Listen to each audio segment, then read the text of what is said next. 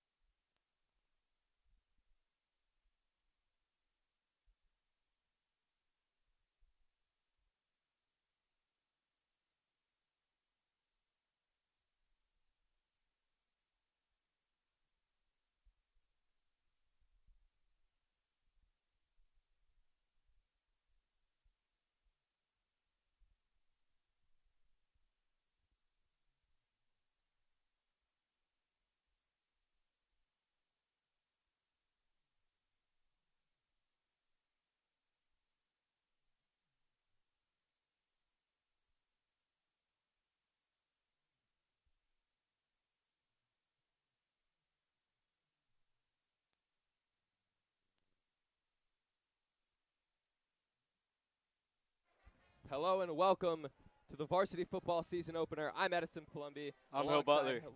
Hill Butler, and we have a great game coming up for you guys today. St. Christopher's takes on Camden. They came down from New Jersey.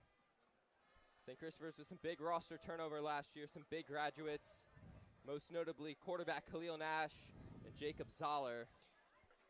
So they're going to have a bunch of new faces out there. They're going to have a tough test in a Camden team that went 10-3 last season, including a 10-game win streak after their Week 1 loss. So the Saints have their work cut out for them tonight. They're going to need to be sharp opening up the season here on Knowles Field.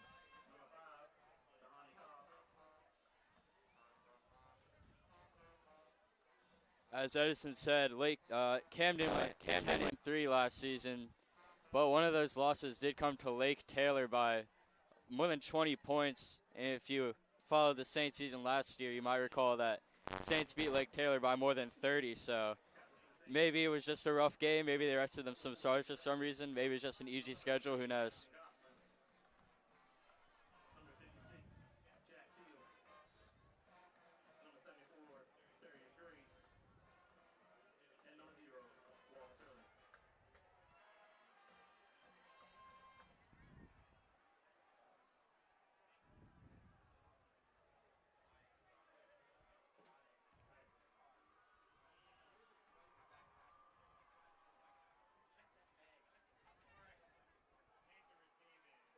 Saints have won the toss, and they're going to elect to receive. So their new look offense going to be out there very shortly.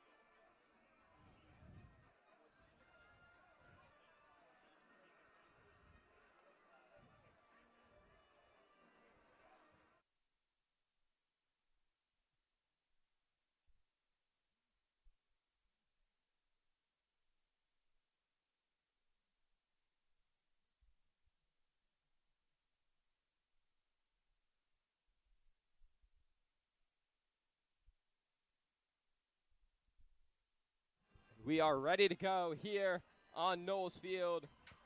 Naeem Pressbury kicking it away.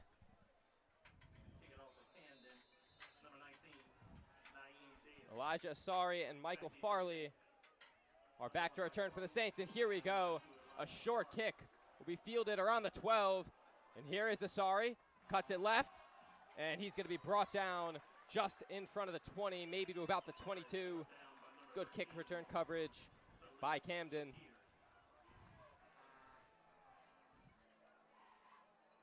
About a 8 or 10 yard run back there.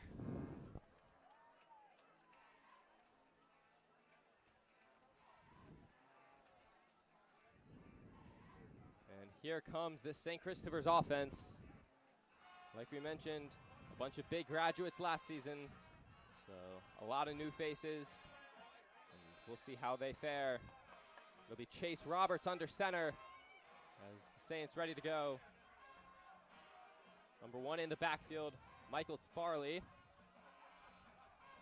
And Roberts will give it to him, and Farley bouncing around, gonna find maybe a yard.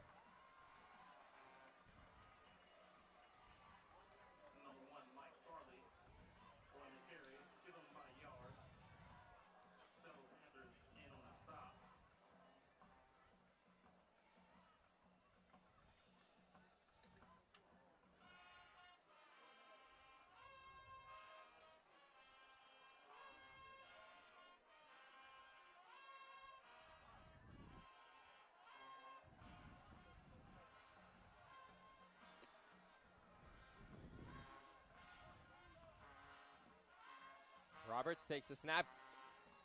Little play action Farley's there. going to be tripped up. Not sure what happened there. As on the read option, Roberts chose to give, which did not look like the right decision. He had a lot of green grass ahead of him if he kept it. But lots of about 2 yards there, 3rd and 11.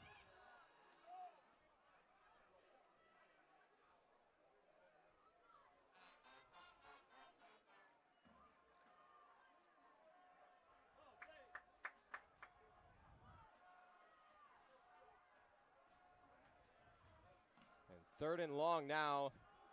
Lance Cleland in the backfield as Farley motions out to wide receiver. Roberts takes the snap, rolling right, looking, and tipped up in the air, nearly intercepted. A dangerous pass. And the Saints are lucky it falls to the turf, but they're going to go 3 and out on their first set.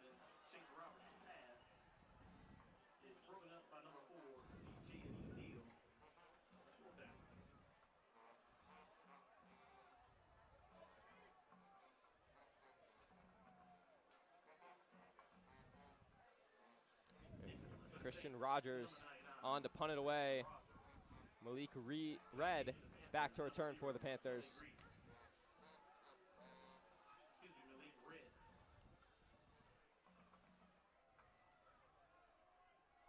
And a bit of a high snap. Rogers does get it off. A bit short and a land out of bounds around the 47.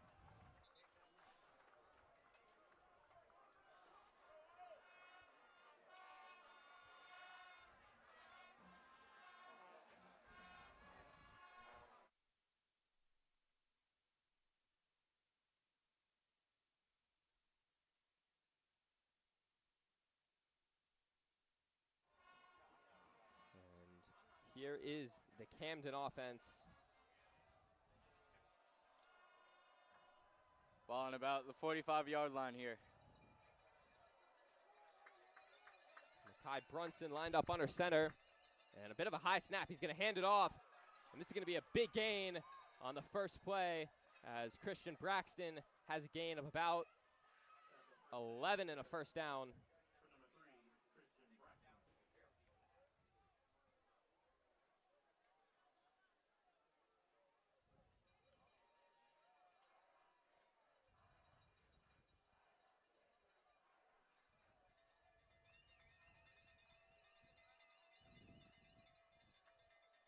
Brunson going to keep it this time, and he's going to weave through tacklers for a gain of about 4 yards.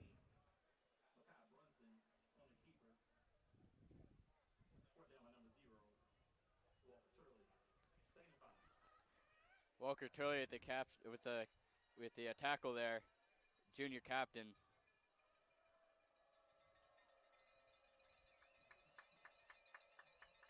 Brunson drops back. He's going to take off, and he has some room up the middle.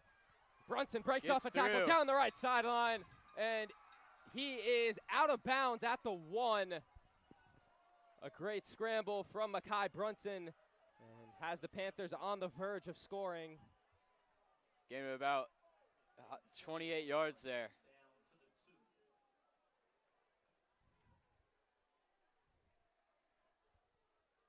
Right off the bat, the run game looks really strong from Camden.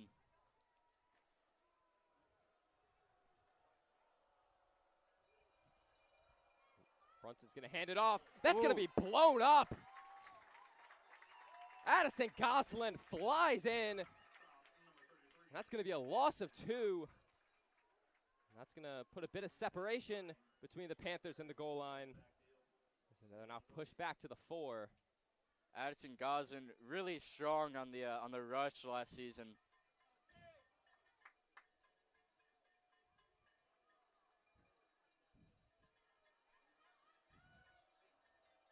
There's Brunson. He's going to hand it off to Pressbury. He's going backwards. Darius Gray gets in there. A loss of 2 more, and they're back to the 7. Darius Gray really stands out on this team, really a big leader, got some D1 offers as a junior. I think just saying D1 offers is underselling it a bit. Those offers include schools like Alabama, Georgia, Penn State.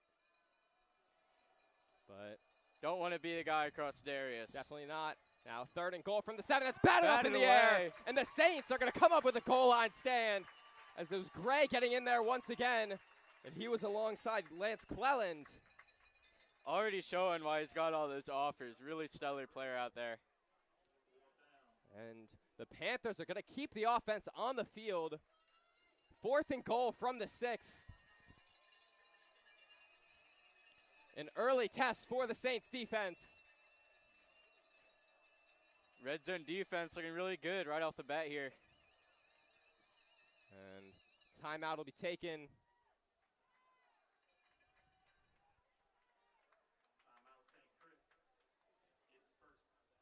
The Saints' first timeout of the half is likely want to make a personnel switch.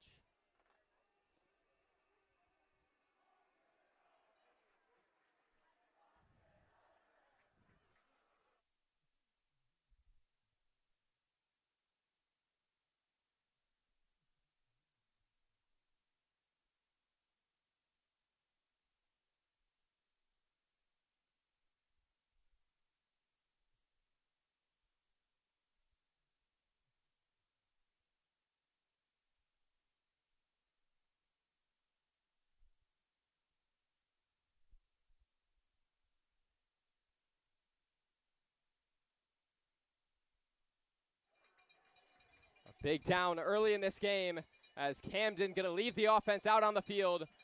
4th and goal from the 7. Camden looking to make a statement with a touchdown the first drive. And a flag flies. And this is going back 5 yards. It's a false start. And we'll see if that changes the decision now for the Panthers, as instead of needing 7, they now need 12.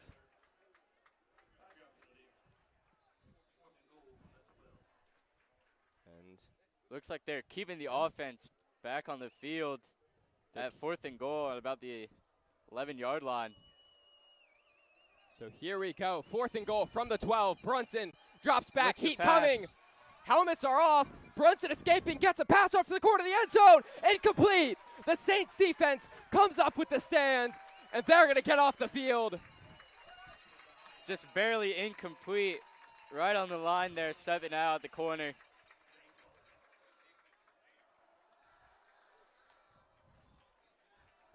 Great job by the Saints defense to hold Camden off the board after they got down to the 1. And we'll see if the Saints can come up with something better on their second drive of the game.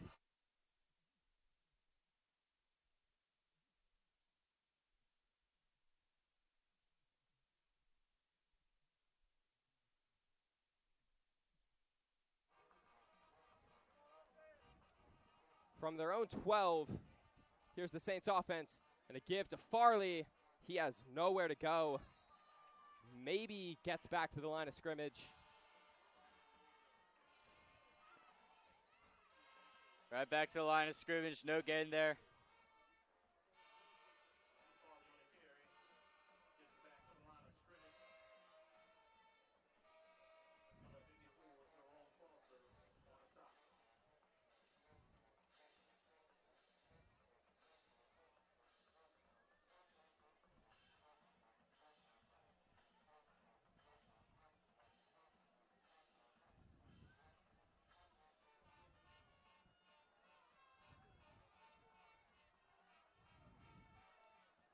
Here's Chase Roberts, drops back, looks over the middle, fires to Isaac Lupika. What a grab.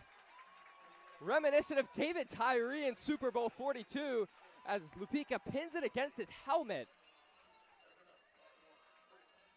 Heavy coverage there, right on him, pressing up on him, but got it anyway. Isaac, a big target, standing around 6'4", 6'5". That's a great throw from Roberts.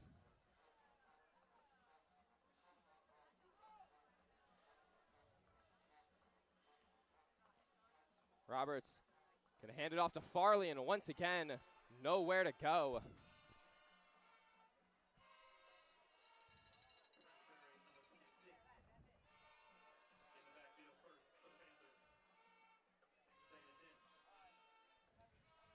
Once again, no gain, right back to the line of scrimmage there.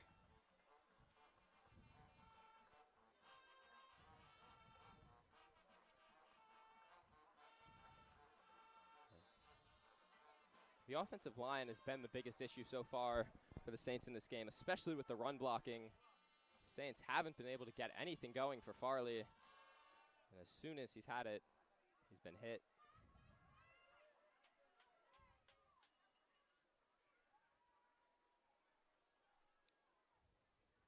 Second and 12. Roberts rolling out and incomplete. Had a man, but Jerron Johnson could not hold on.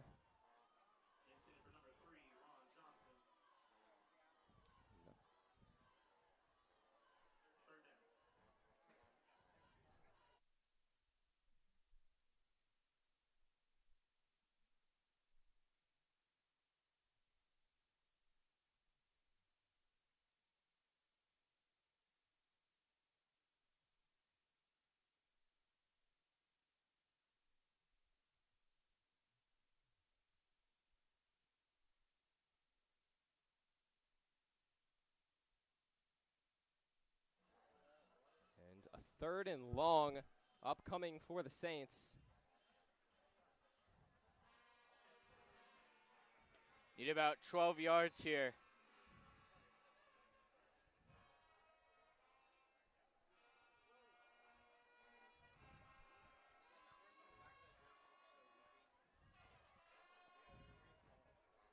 Roberts drops back on 3rd and 12, looking for Lupika, and he's intercepted.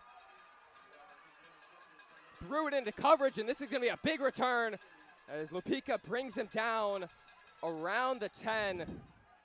As it's Jeremiah Steely taking it away. Not a good read there as he forced it into traffic on 3rd and long, and he pays the price.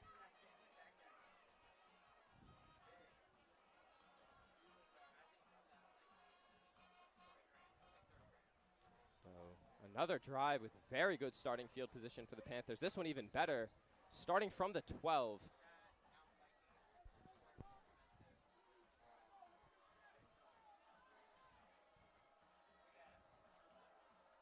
Brunson gonna hand it off to Braxton. Another helmet flies off, and Braxton gonna be wrapped up and finally goes down. About a loss of 1. Number 51, Ryan Brown Dispensia, for the 2nd play in a row as his helmet come off.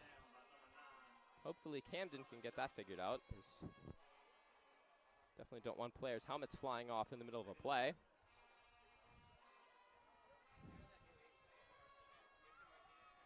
So it's marked as a loss of 1 for Braxton.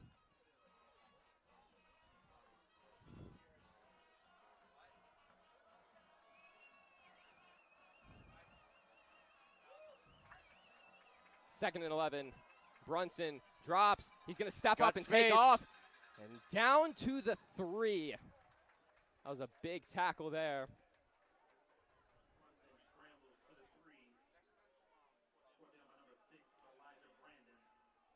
It was Elijah Brandon who saved the touchdown.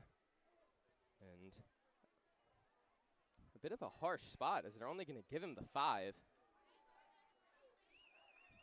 It'll be a 3rd and 3.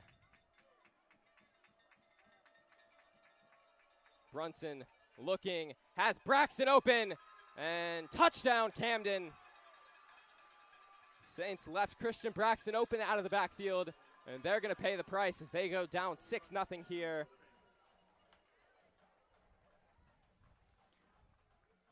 Bit of a busted coverage somewhere. Probably the easiest throw that Brunson will find all night.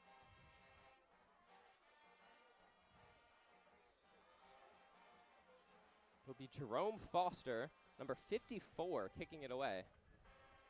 It's not every day you see a kicker wearing 54. And snap, hold, and that's going to be good. They got a hand on it as I believe it was Jaden Brown.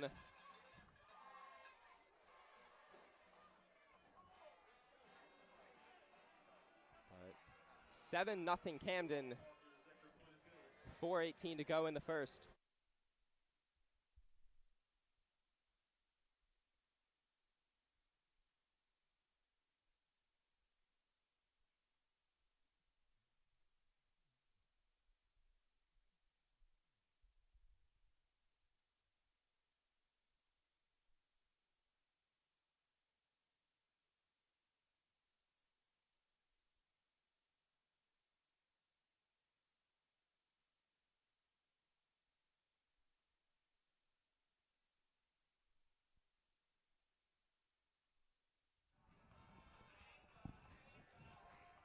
kicking it away will be Naeem Dale this time.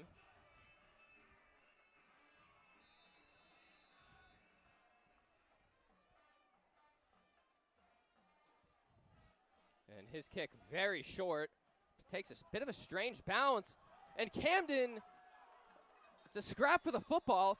For a second, it looked like Camden had it. Let's see who's on the bottom of the pile.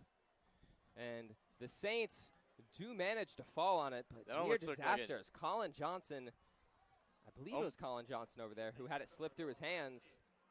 Almost looked like an onside kick there. Real short. It's a weird bounce on it. But stronger field position for the Saints this time, as their first two drives started at the 22, then the 12. This one starts just below the 35. So we'll see how Chase Roberts responds to the interception.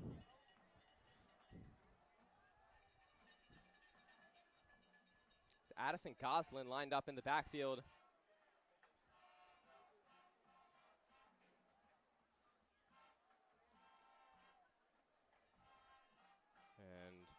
Roberts is going to keep it, but has nowhere to go, and he's wrapped up for a loss of 2. Run game hasn't been going very far for the Saints this quarter. Number 52, the tackle for Roberts. 2nd and 12.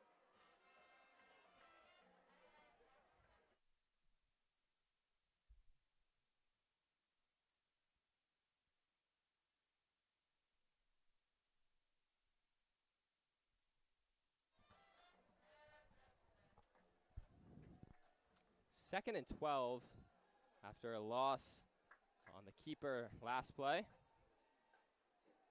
Here's Chase Roberts. This time he gives it to Goslin, and Addison Goslin powering forward. He's still going. Tackles. Addison Goslin busting through tackles. One man to beat, and he's going to be dragged down at the 10. Big gain for Addison Gosling. He's going to go 55 yards. And the Saints in business here.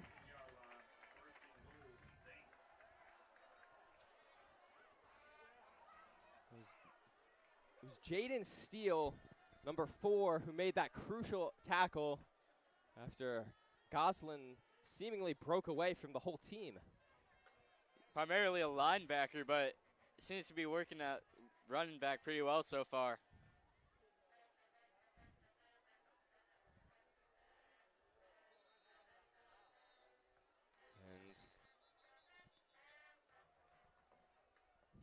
Timeout is taken. And the Saints are going to burn their second timeout in the first quarter. 3 minutes to go. 7-0 Camden. We'll be back.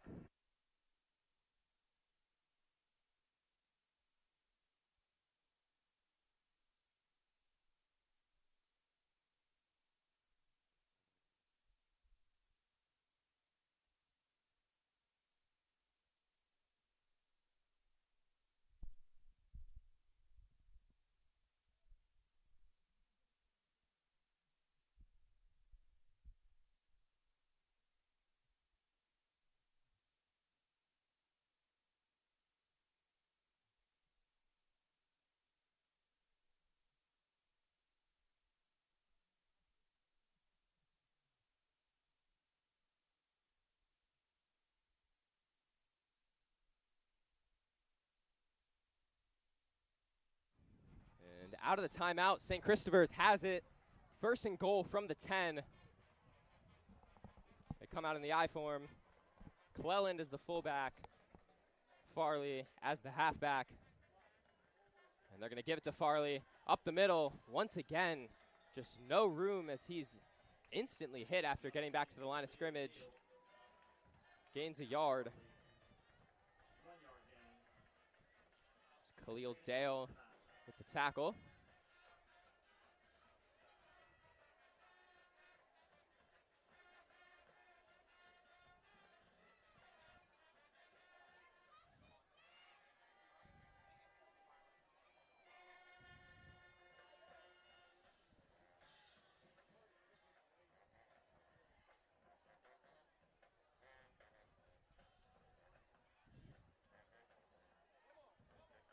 Second and goal from the 9. Roberts, and that's going to be Pass. tipped up in the air. Nearly intercepted. Intended for Jerron Johnson. They fooled them with the play action as Johnson was wide open in the end zone, but Roberts just couldn't get it to him.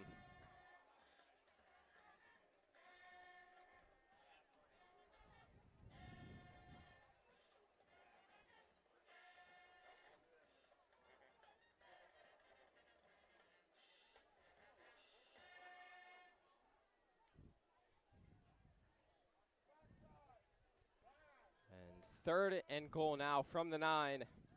They just get the snap off. Another Roberts passing looking to play. the end zone. Had Farley wide open.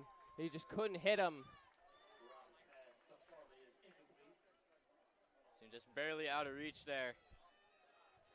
And that could be one the Saints come to regret as they get down inside the 10, but can't put 6 on the board.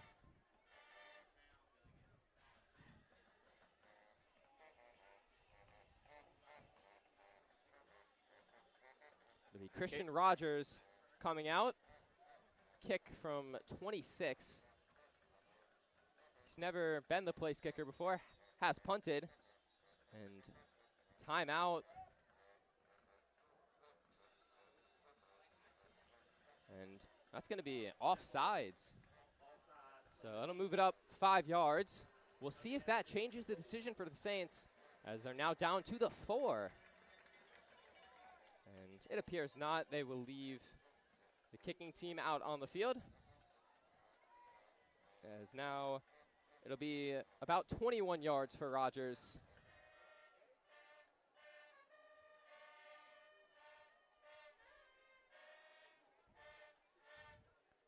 Snap, hold, and the kick is up and good. So the Saints managed to come away with 3. And a chip shot field goal from Rogers. 7-3.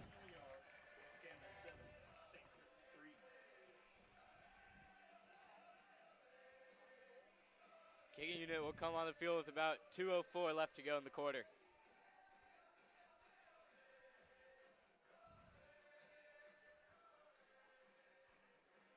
the Chick-fil-A sandwiches are out right now, but we have more on the way. More Chick-fil-A sandwiches are on the way. We'll let you know when they arrive. Thank you.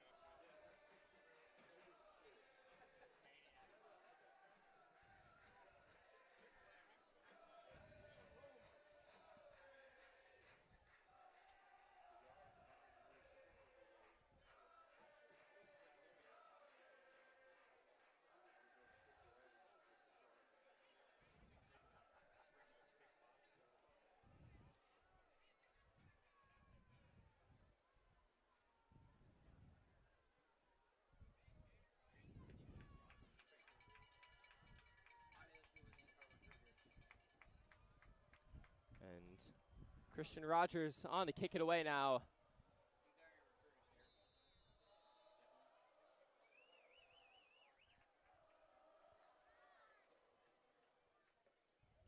And the kick will be fielded back around the 7. And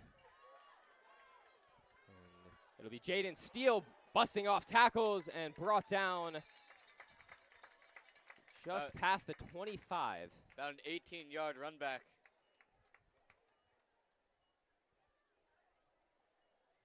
That's a nice special teams tackle by number 13, J.J. Tidwell. On number 4, Jaden Steele. And they'll start out from his own 26.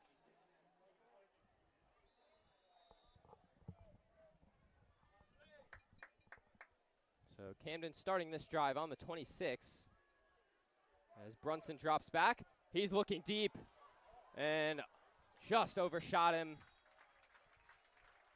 Dahani Cobbs had a step on Elisha Asari. Just slightly overthrown there. Number 2, Elisha Asari on the coverage. Second down.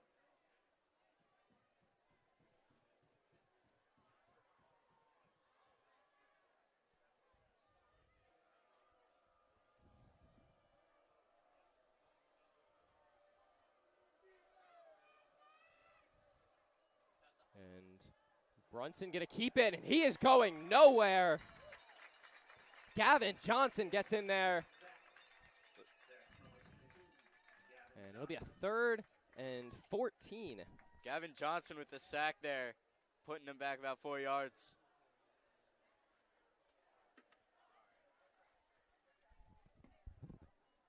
And this would be a big stop for the Saints. They just got points. Now they have the chance to get Camden off the field on a 3rd and 14.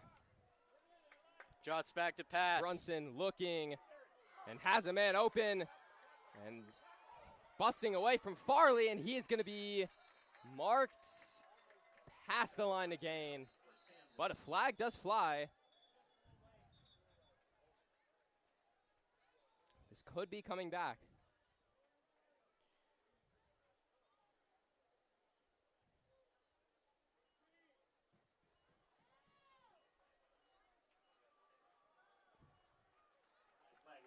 It's going to be a face mask against the Saints. Put him up about the 42-yard line there.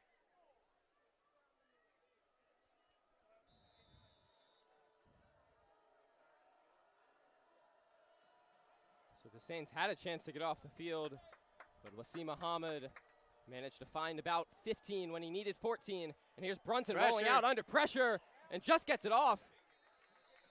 And the Saints trying to argue that didn't get back to the line of scrimmage, but don't believe the refs. Gavin Johnson with the pressure there. Brunson has to throw it away. Good clear by Gavin Johnson. Second down.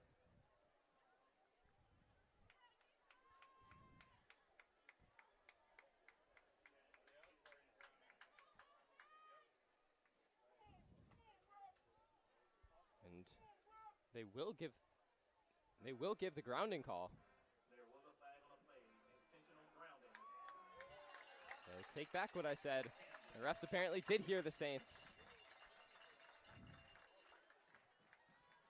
That'd be a big loss. As Just keeps going down with it. Yard penalty from the spot and a loss of down. So they'll be pushed back to about the 26 now. So a loss of 16 on the penalty. It's about 2nd and 26.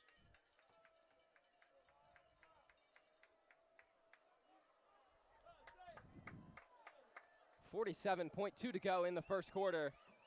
And 2nd and a mile for Camden. Drops back to Brunson pass. dropping back, looking deep. Ball. And that's going to be caught down the sideline. Was he out of inbounds? No, he was not. Coverage Great from work from Jaden Brown. there. Jaden Brown looked a little bit ahead of him there. He's forced out of bounds by Jaden Brown. Third down.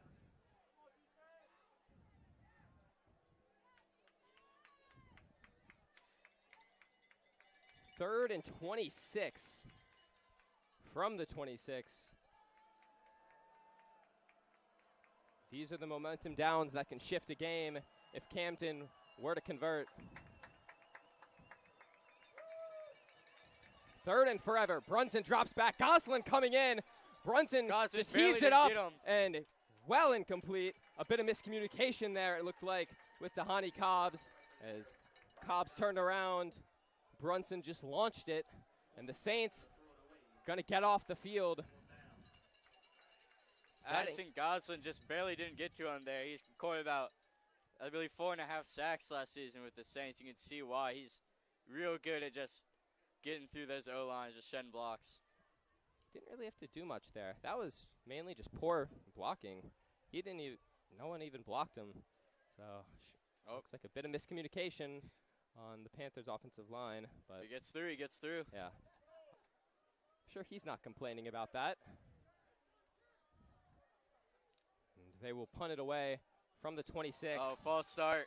And Drew Pendlebury jumped, but the Saints are trying to say it should have been a delay of game, as the clock definitely was at 0. But Going to bring him forward. it's not going to change much, as still 4th and 21. I don't think Camden is thinking about pulling anything here on such a long down to go. Sorry back there to return for the Saints.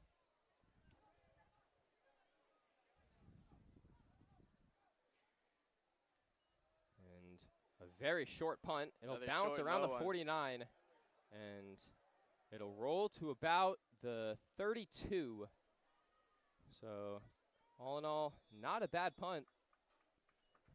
Goes about exactly 40 yards. That's a 37-yard.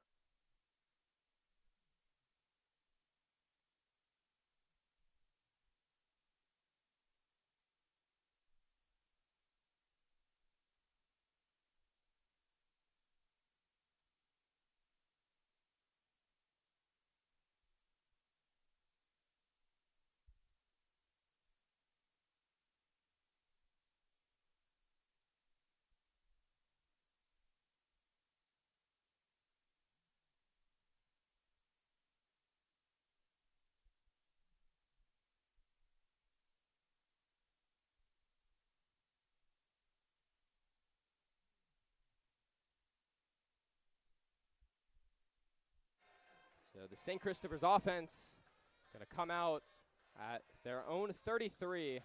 They got 3 last drive, excuse me. And a big run from Addison Goslin put them inside the 10, but they couldn't get in the end zone.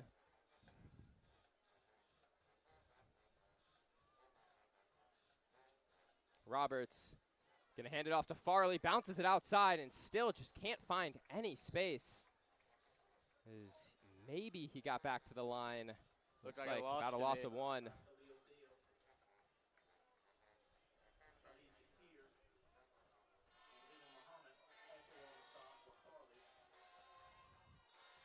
And that'll do it for the first quarter.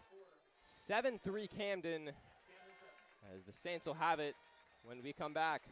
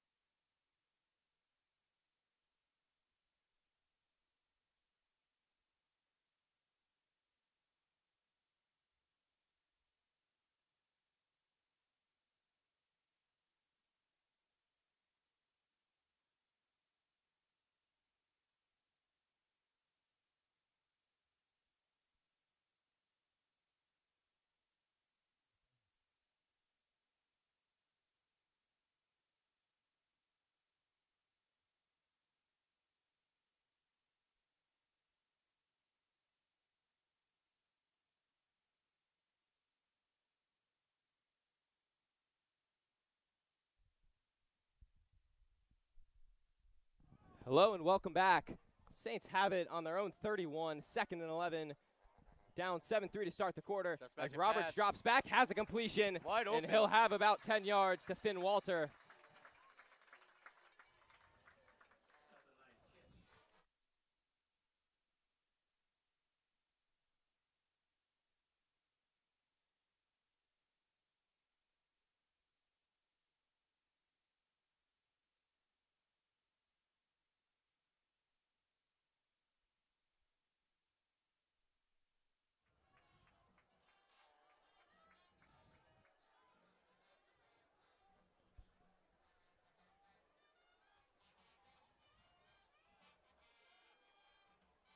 As Another handoff. he's going to keep it this time man. and going nowhere.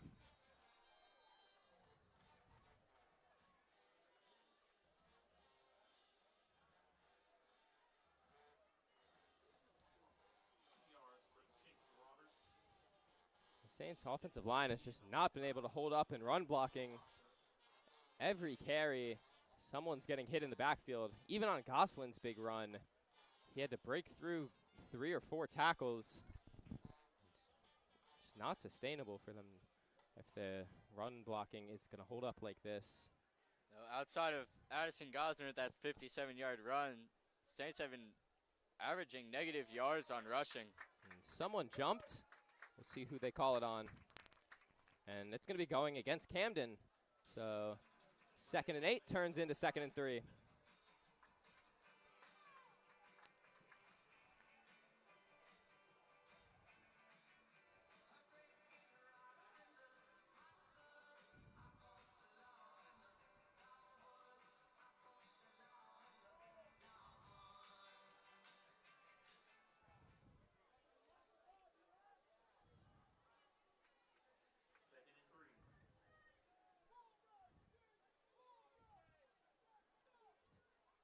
Second and 3 from the 50. Roberts drops, looking, has a completion. Walter again on the out route.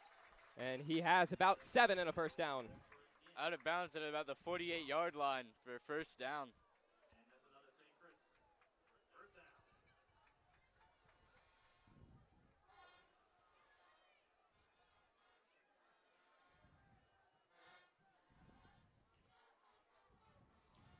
Chase Roberts with about 30 passing yards a little bit into the second quarter.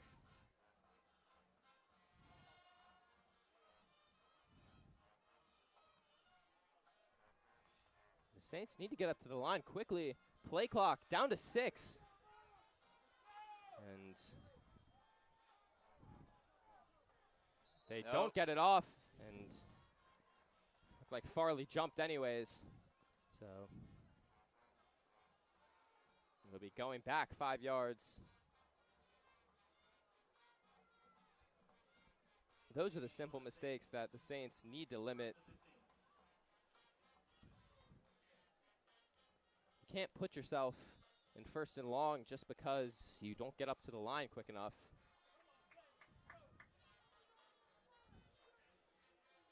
Not having the best time getting yards as it is. Just back yourself up with penalties. Just got to get out of your own way. Gosselin lined up as the back as Farley goes out to receiver. As Roberts will. Ball's out. A bit of miscommunication on the option there as Gosselin and Roberts both thought they were keeping it. But luckily Roberts does fall on it. It'll be 2nd and 20 now.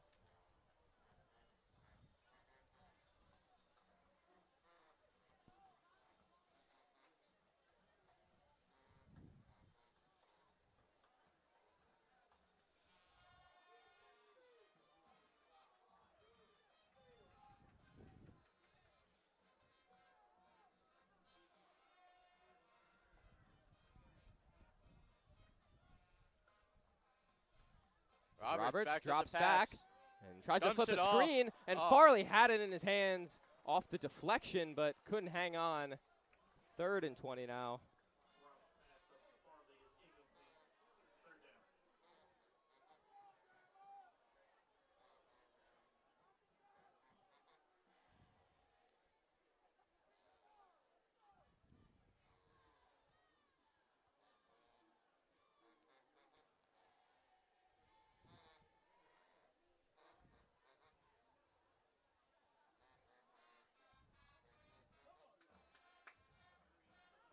And once again, the Saints getting to the line late as the play clock already down to 5.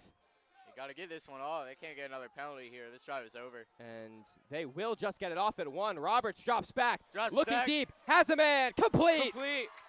Drops it in the bucket to Jerron Johnson, and a big gain will put the Saints up inside the 25. About a 32-yard pass. Great body control from Johnson to turn around, track the ball, and make the catch over his shoulder. Got a good 3 or 4 steps beyond his man there.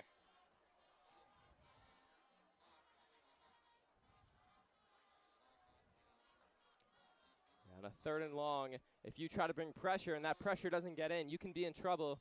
And that's exactly what happened there, as the pressure did not get in, and Roberts was able to deliver downfield to Johnson. Now, more motion before the play, and Saints are going back another 5 yards. Another avoidable penalty there. Mental mistakes starting to cost them, as that's their 3rd avoidable penalty on this drive. 2 false starts and a delay of game.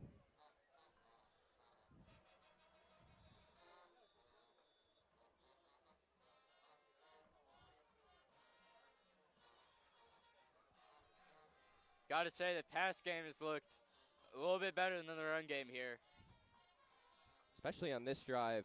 Early in the game, the pass game was struggling, but this drive, it came alive. Highlighted by that big completion as Roberts going to hand it to Farley.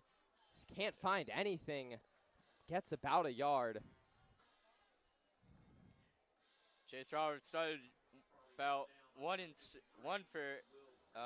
completion on 6 attempts, but out of his last 4 attempts, he's completed 3 of them. Going for 4 and 10 now.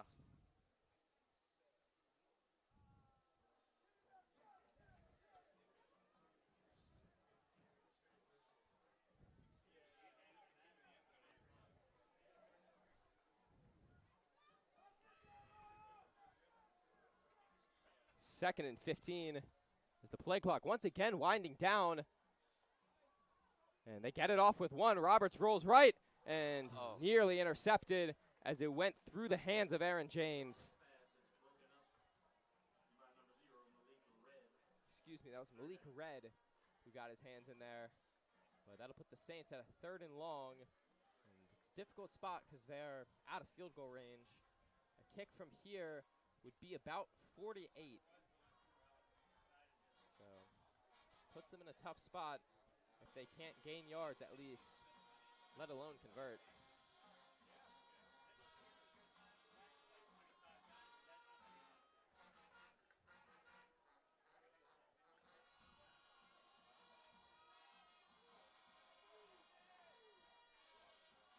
Play clock down to 1. The Saints are going to have to burn their final timeout. And another mental error is going to cost them a timeout. Coaching staff does not look happy, and we'll take a break.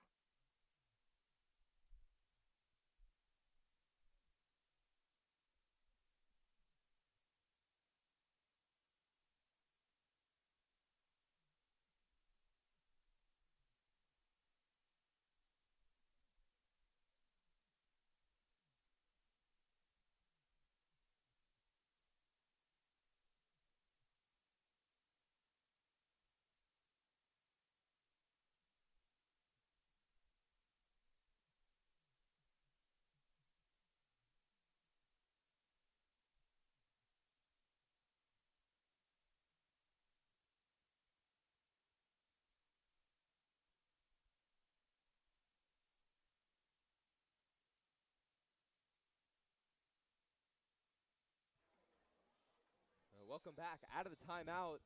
The Saints at a 3rd and very long.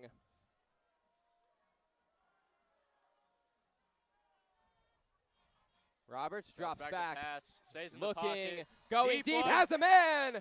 Touchdown, Saints! Touchdown Roberts pass to caught by Johnson. J-Ron. And a deep strike there on 3rd and 15. Like I mentioned earlier, if you bring a blitz on 3rd and long and it doesn't get in, you can be in trouble. And it happens once again there as Roberts finds Johnson.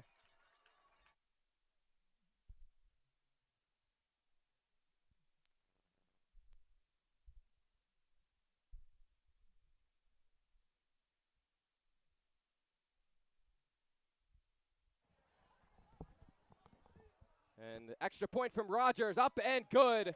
Saints take a 10-7 lead.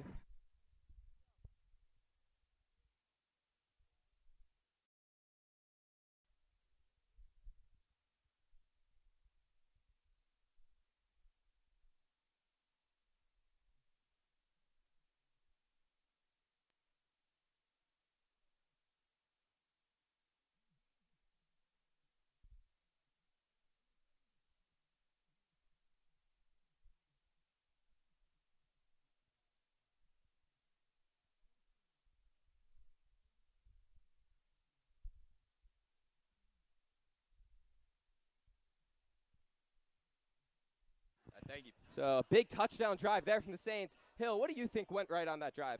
I mean, just the receiver, Johnson, had about 3 or 4 yards of separation, just beating his guys. Just great pass right over the shoulder. Everything went right there.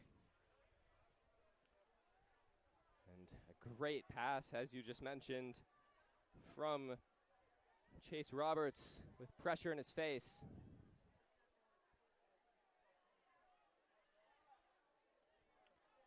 And once again, the Saints having some communication issues before the play as Charlie Gunn and Walker Turley running back and forth on and off the field. And Gunn looks unhappy about something on the sideline, not sure what. But St. Christopher's takes a 10-7 lead as Rogers will kick it away. It'll be fielded and bobbled at the 4 by Steele, and he'll be brought down there. Looks like it was Bowen Ireland in on the tackle. Or no, excuse me, it was Hank Mullins.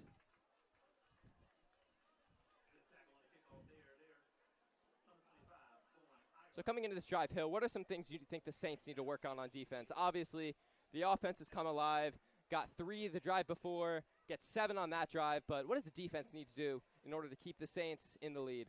The main thing is stopping the run game. Camden obviously has a very run-heavy offense, as you see in most high school offenses, but see, especially at the beginning on their first drive, before getting stopped in the red zone, they just ripped it like 15 yards on like 2 plays, like for 30 yards on the run. They can't let that happen if they want to win this game. And they do stray away from that run game there as they try to throw a screen out to Wasim Muhammad, who gains about 3.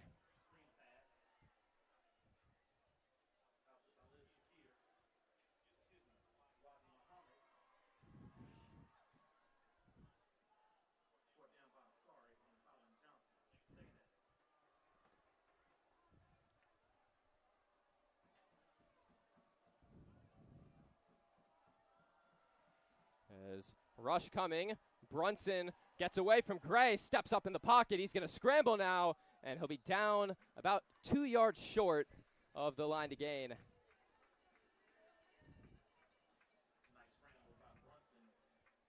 Good blocking from their O-line, getting their guy through there. Yeah, like you mentioned, on the first drive, the QB scrambles were an issue as Brunson broke off a big one that put them down around the 1. Not quite as big there, but still turns it into a much more manageable 3rd down and also avoids what could have been a near disastrous sack as they're going to hand it off now. Goslin gets in there for the tackle, but they will have the 1st down as Christian Braxton just barely gets over the line to gain.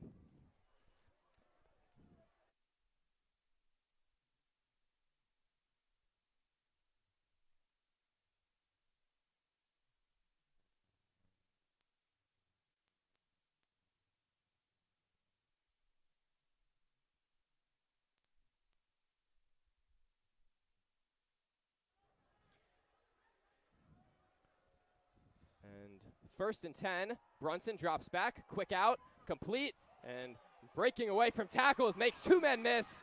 And this is a dangerous play. Up inside the 10, and Camden is going to respond. Malik Red into the end zone for 58 yards out.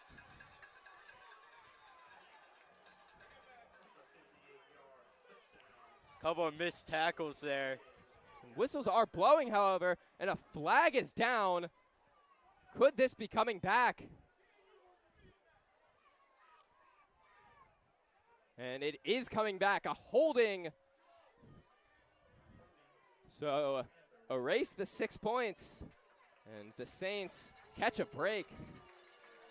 Got a little lucky there, but can't miss those tackles. Yeah. Yeah, they definitely got lucky as that was some very bad tackling. Although the hold might have had something to do with it.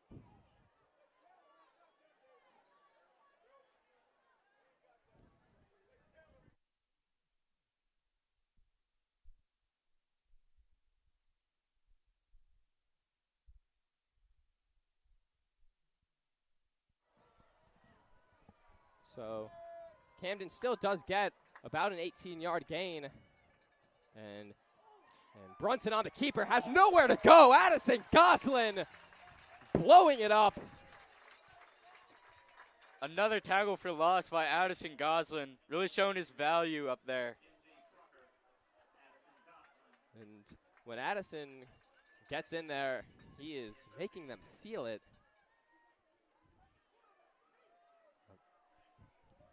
He had some massive hits last year and already continuing that trend this year. So it'll be a loss of 3, 2nd and 13. Brunson drops back. Pressure coming again. Delivers over the middle. That's an incredible pass over to Tahani Cobbs. And will it be a first down? Yes, it will be, as they're going to say he got just to the line to gain. Impressive pocket presence there as Charlie Edmonds was coming in hot. It's a great pass. Had a couple guys on him, but just went up for it and came down with it.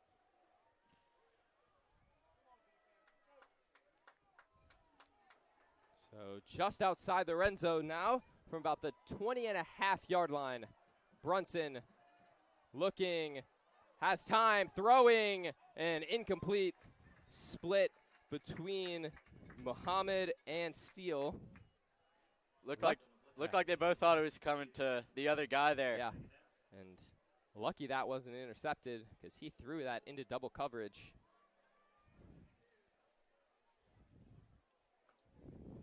.4:18 to go in the first half. 10-7 Saints. Camden got 7 earlier on this drive, but had it wiped away from a holding down the field. But now they've marched up on the brink of the red zone, and now looking at a 2nd and 10 from about half a yard past the 20, and miscommunication there as it looked like Wasim Muhammad was running a slant, and Brunson thought he was running an out.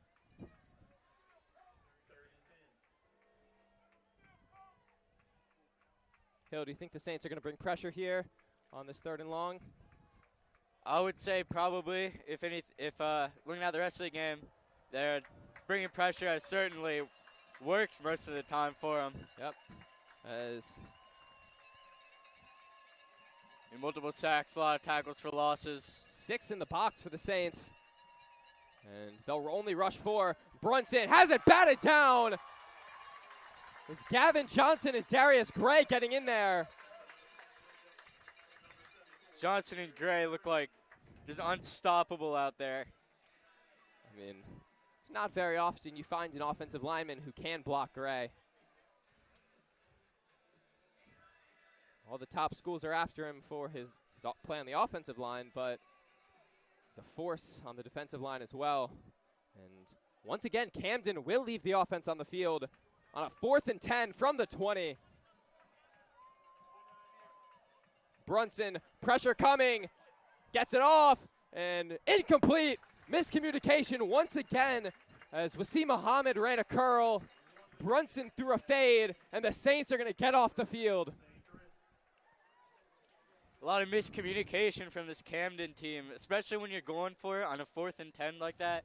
You got to have communication between your quarterback and your receivers. You can't have anything go wrong between them. I think that call you made for the Saints to bring pressure on 3rd and 10 definitely paid off as they sent the heat on the 3rd and 10 and the 4th and 10 play and didn't give Brunson any time to throw. This could be a big drive for the Saints here as Camden does get the ball coming out of the half, but if you can put some separation, it should be huge and give them a big momentum swing going into the locker rooms.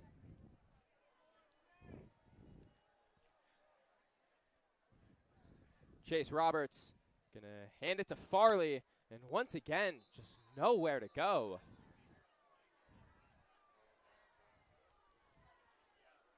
The run game has not gone very far so far.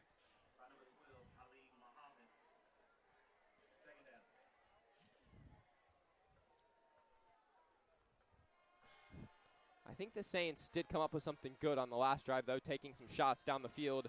Camden is looking like they're going to try to make them pass the balls. They know how dangerous Farley is.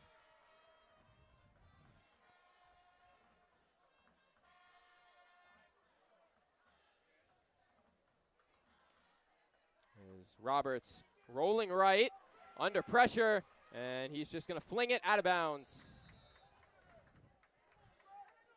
Some Saints calling for a hold, and a flag does fly very late.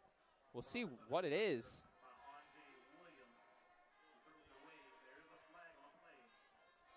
maybe a defensive holding based on where the flag was thrown. I don't think it was grounding. And it is a defensive hold. So Isaac Lapika justified in looking for that flag after the play. And the Saints are going to be moving forward.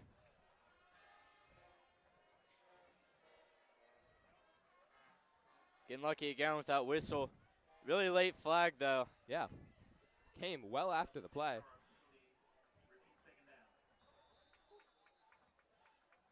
So a 10-yard penalty and repetition of second down.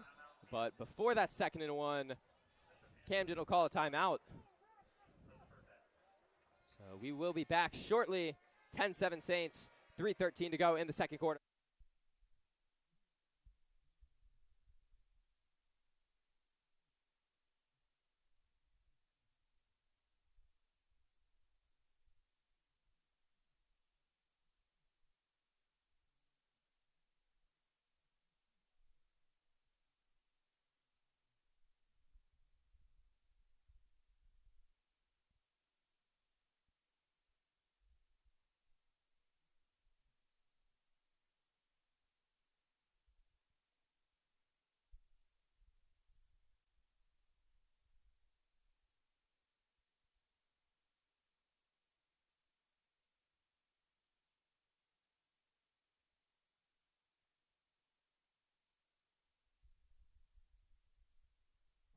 Welcome back. 3:13 to go. 2nd and 1. Hill, what do you think the Saints need to do to close out this half? Well, they're in a kind of a tough spot right now. You see, normally I would call for just hammer with the run game, try and bleed out the clock a little bit. But you see, most of this game has not been working for him. Just constantly just losing a couple yards, just maybe getting back to the line of scrimmage. Worked there, but hasn't worked very much the rest of the game. So right now, I would say probably short passes. I agree. You don't want to give Camden the chance to go 2 for 1 before the end of the half, as the Panthers are getting the ball out of the break. But hopefully a good sign there for the Saints offense, as that's the first really positive run we've seen from Farley, as he gained about 5.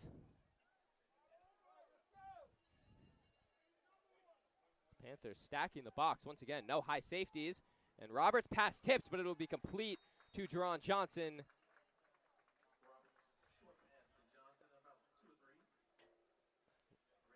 they'll give him about a 2.5-yard gain, we'll call it.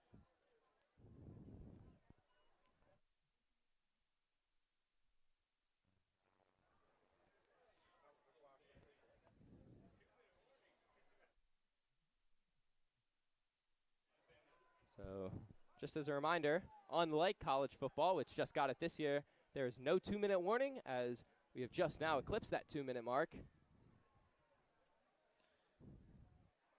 As Roberts will give it to Farley, and powering forward, gains maybe a yard. And a timeout taken by Camden. So they'll have 1 remaining, as they want to stop the clock, as the Saints looking at a 3rd and medium. Yeah, 3rd and 6 from the 38. Hill, what do you think the Saints should call up here? As obviously you do want to try to bleed the clock out, make Camden burn that last time out, but you know, a touchdown's better than just making them burn the timeouts.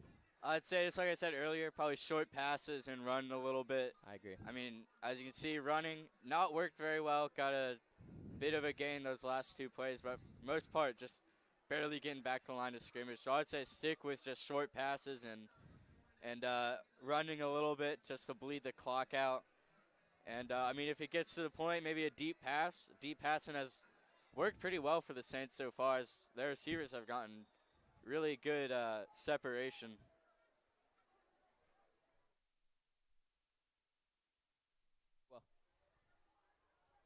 So 3rd and 5 from the 39. Motion at the line. He's going to dump it off to Farley, and pass is complete, but not going anywhere as he barely even had time to make the catch before he was hit. And Camden will take that final timeout with 1:38 left as the Saints are going to punt it away and look to maintain their lead going into the half. Giving Camden about 1.5 minutes here to score.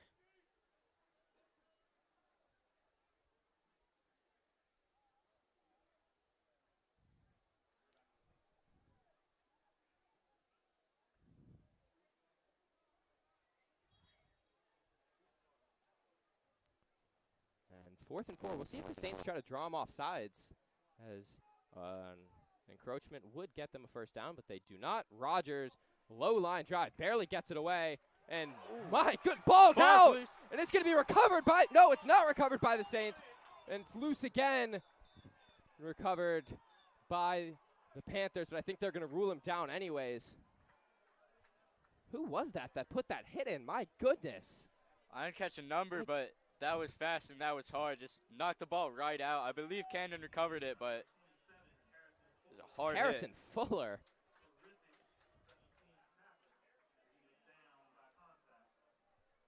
So they did rule him down before the ball came out. Wouldn't have mattered anyways, as the Panthers did recover.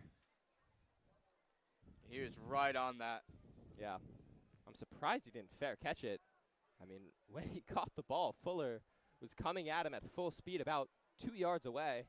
I don't know what he was planning on there, but thankfully for the Panthers, they do keep it. And they'll look to add with 1:27 to go in the first half.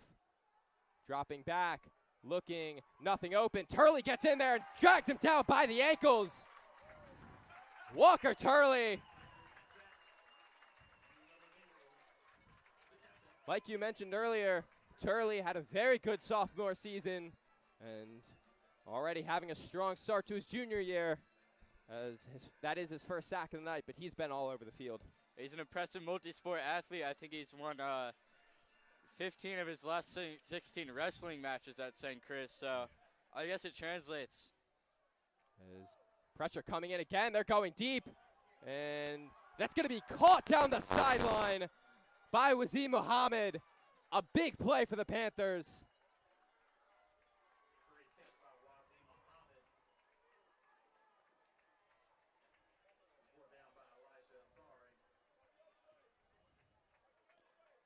And the clock doesn't run until the chains are set. And it's down to about 40 right now. Pressure coming in again. It's Johnson this time. He's going to take off, and this is going to be a first down. As Makai Brunson up to about the 37. And under 30 seconds to go now in the half. And as a reminder, no timeouts. Well, no timeouts for either side, but obviously it's much more important for the Panthers as they look to give themselves enough time to get 7. As the Saints getting caught substituting, and now flags are going to fly.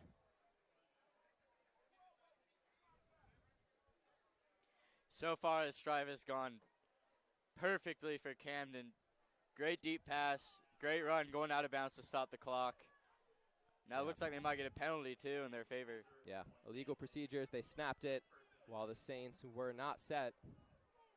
But it looks like it's not on St. Chris. It's on Camden. Yeah, it's on Camden. Camden. Back them up. So pushes them back 5. It'll be 1st and 15 from the 43 now. Clock at 23.9.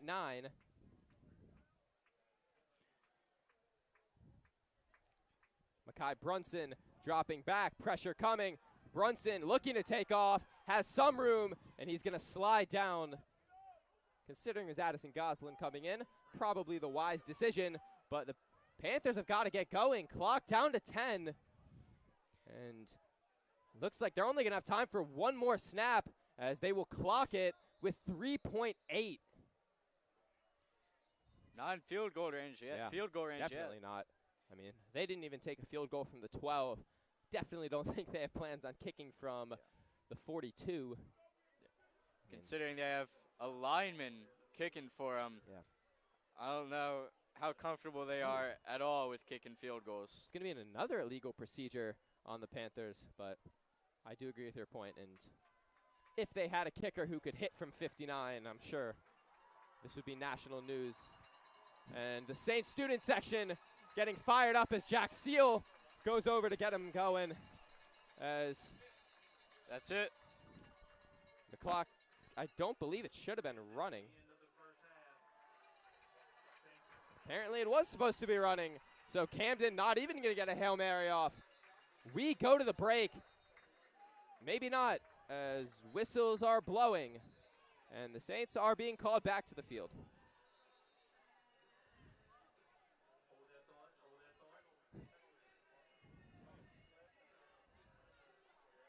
I don't think the clock was supposed to be running there. I'm not sure exactly what happened. It was not.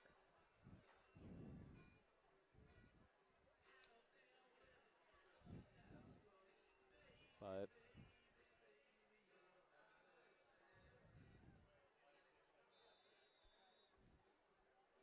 Saints will be called back to the field. No, apparently it is the half now. Saints started heading back to the locker room, were called back, but now they are heading to the locker room officially this time as the first half ends. 10-7 Saints, 15 minutes for halftime, and we will be back with Camden getting the ball out of the break.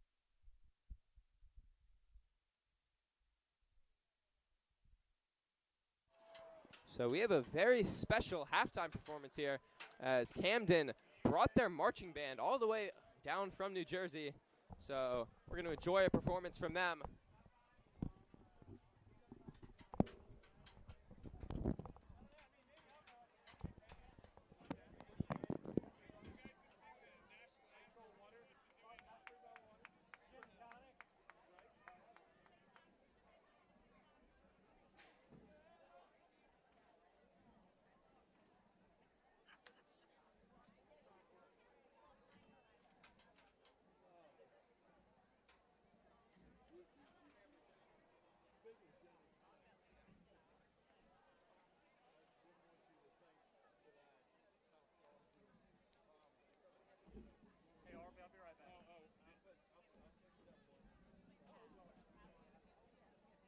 Fans, after you watch Camden's performance, Chick-fil-A is here.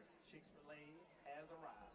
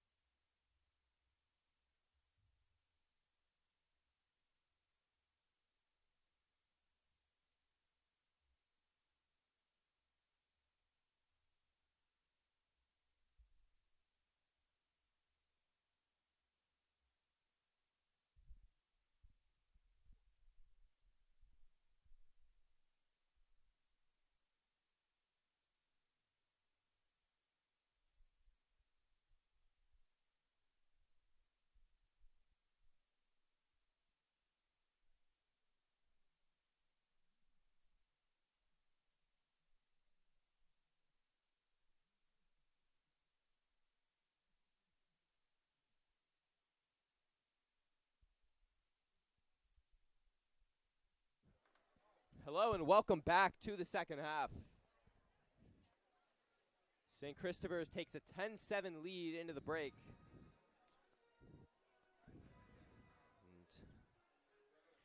Something to expect, I think, in the second half here from the Saints is probably a lot more passing here.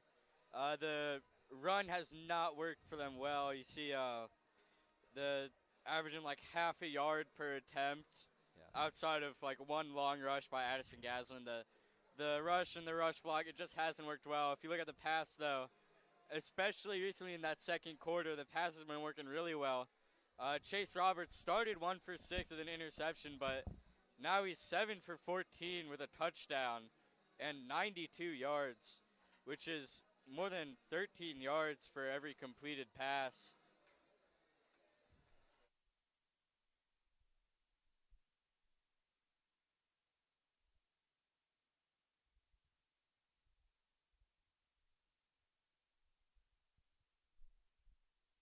Second half, we'll kick it away in just under 2 minutes, and we'll be back then.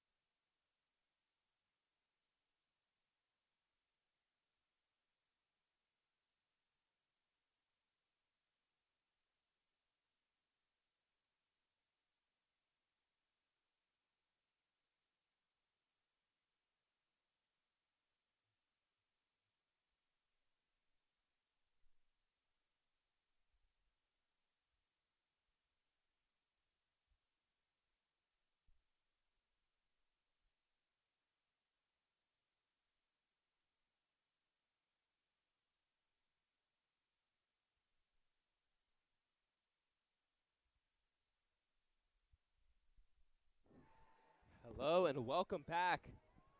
St. Christopher's ready to kick it away as the sun has set on Noah's Field. The lights are on. And what do you think are some keys in the second half for the Saints to manage to take this win? I think one big thing is probably going to be passing. Like I said earlier, second quarter, Chase Roberts was 6 for 8 with 80 yards and a touchdown. That's nothing to scoff at. And if you look at the pass block versus run block hasn't been getting much anywhere. It's averaging like half a yard, like I said earlier. Pass block, though, Chase Roberts hasn't been sacked once. Of course, that's not to say there's no pressure, but, I mean, that is to say that he's got time to find the open man, and if nothing else, just dump it off, which he's only had to do once or twice. And when your O-line protects you that well, you're set up for success. Yeah, he's also done a very good job at getting the ball out under pressure. Those two big pass plays, both times had men running at him, but managed to get it off and deliver down the field as Christian Rogers kicks it away. Kick will be fielded inside the 10 by Malik Red, and Red has some room. Malik Red, Rogers can't bring him down. Only Fuller, and he can't get him. Malik Red takes the opening kickoff of the second half back. 92 yards, and 14 seconds in, Camden has 6 points. It's a good kick from Christian Rogers, but I mean nobody could tackle him. Missed tackle there out of desperation, and just good blocking, just ripped one out.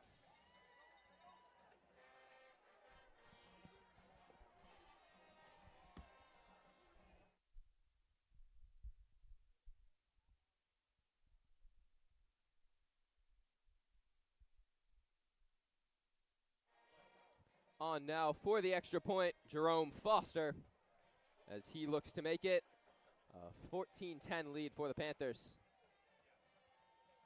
And the kick is blocked. That was going to be Jaden Brown getting in there with a broken thumb and all. So that's big for the Saints, as now a field goal does tie the game.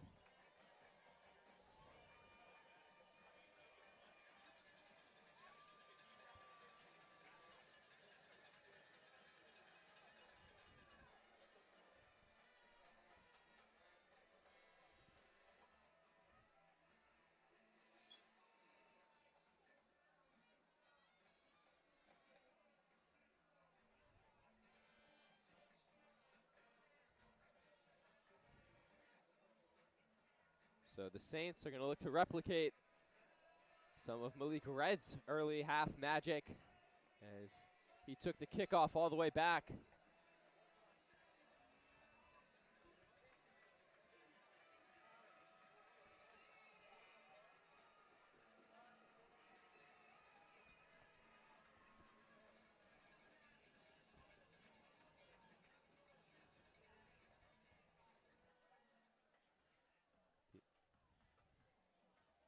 Naeem Dale kicking it away.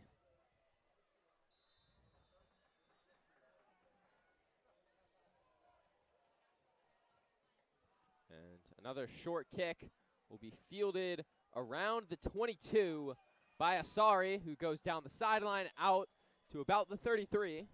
So not bad starting field position for the Saints.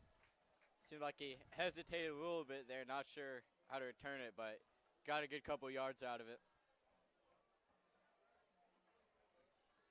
And the Saints offense started to click late first, early second quarter, as Addison Goslin had a big run of 57 yards that set up a field goal, and then the two big pass plays from Chase Roberts to Jerron Johnson that set up the touchdown.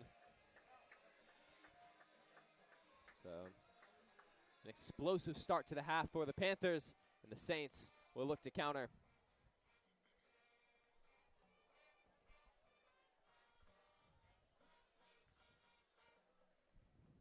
Panthers marching band still going strong even after that impressive halftime performance. As they'll give it to Farley, and Farley going to be hit big. Does gain about 3, as looks like a Camden player might have collided with the ref. Ref started just revving out some push-ups, getting his workout in.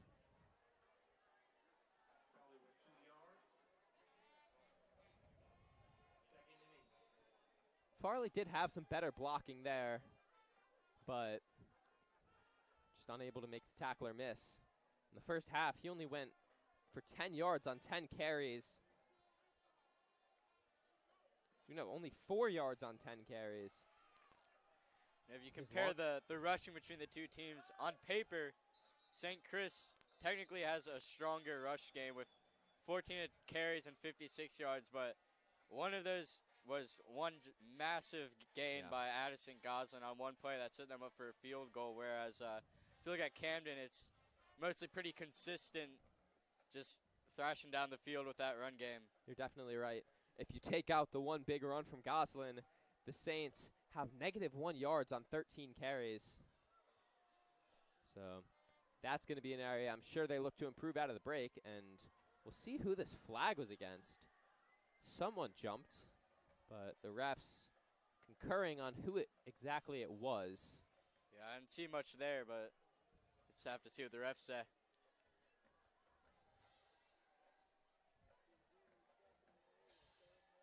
And illegal shift against the Saints. It'll be moving back 5. Not a penalty you see often.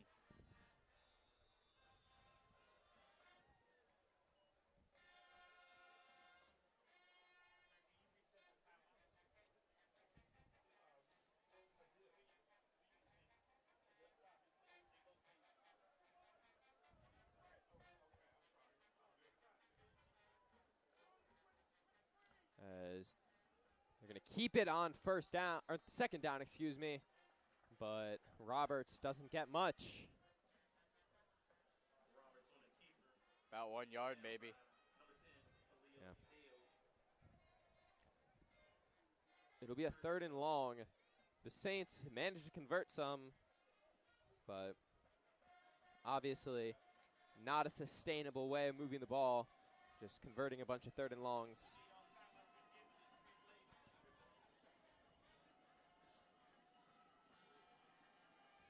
Probably 3rd gonna and look to pass 13 here. from the 28. Roberts dumps it off for Farley, and he'll be brought down. Gains 1 or 2, but it'll bring up a 4th and 11, and the Saints will bring on the punt team. Not great blocking there. Blitz got right to him.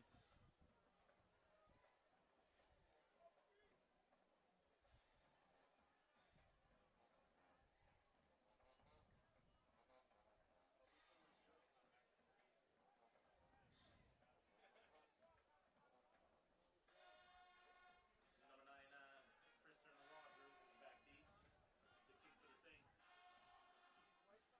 So Christian Rogers will kick it away for St. Christopher's. The Saints need some better tackling on this special teams play than they had on the first one of the half, which obviously resulted in a big return for a touchdown as Harrison Fuller with a nice wrap-up.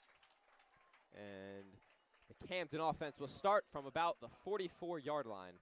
Another good special teams play by Harrison Fuller.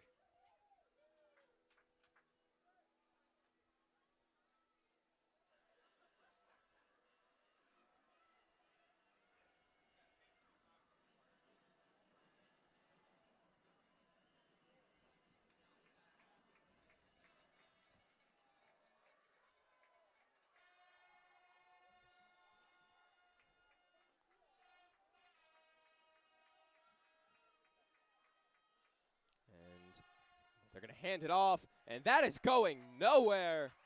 Christian Braxton brought down for a loss of 4.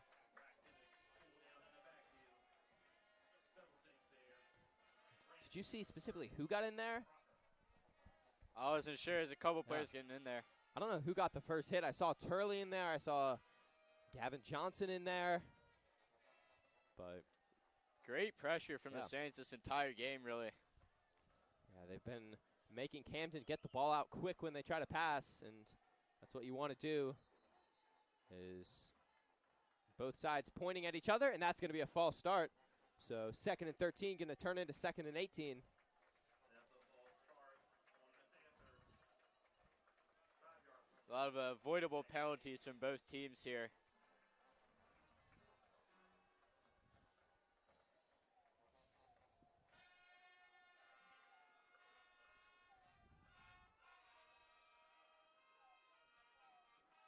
They'll snap it on 2nd and 18. Brunson dropping back, pressure coming, looking to scramble, and Brunson's going to have some room, and he's going to get a very solid gain of about 12, and makes it a much more manageable 3rd and 6. The Saints had Elijah Brandon out there on a spy, but couldn't bring him down. QB scramble has been working pretty well for Camden. Mackie Brunson, the quarterback, is averaging 5 yards per rush. Yeah. I think that's an issue the Saints need to look to shore up, as here's Brunson on the bubble screen and breaking off tackles down the sideline. And Jaden Brown forces out Muhammad, but a chance missed for the Saints. They could have gotten off the field, but instead it turns into a big gain as the Panthers up to the 27 now. When simple screen passes like that get that much yards, you got to make some adjustment in your secondary.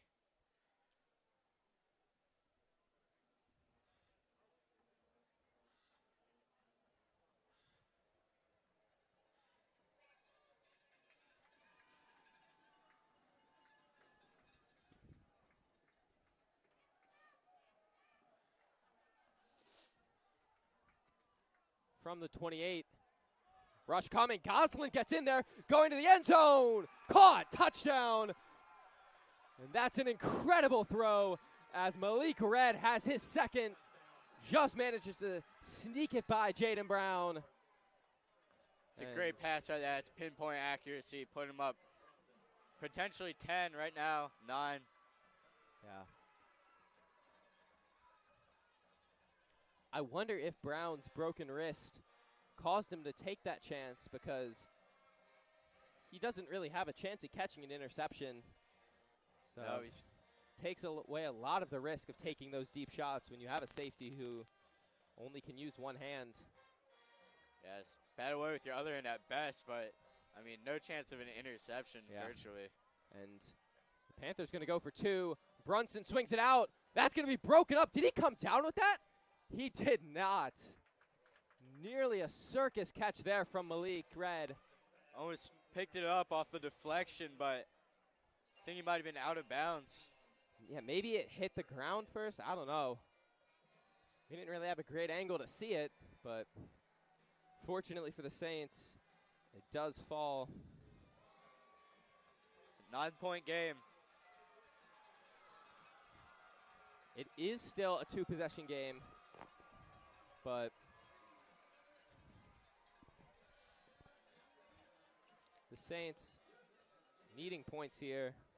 Their offense stalled on the last drive, and this is the biggest lead of the game for either team. If Camden gets a stop here, they have a potential to make it a 3-possession game, and that's hard to come back from. Yeah, especially with them likely going for 2 again. A touchdown and a 2-point conversion would put it at 17.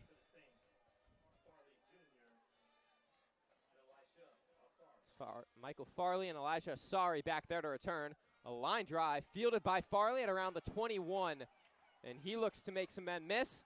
And he is dragged down at the 30. So once again, solid field position for St. Christopher's.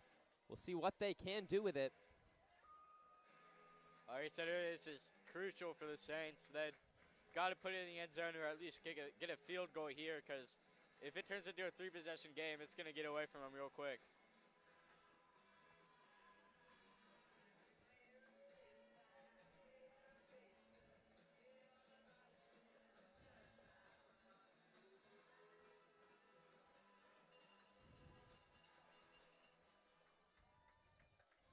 So 1st and 10 from the 30.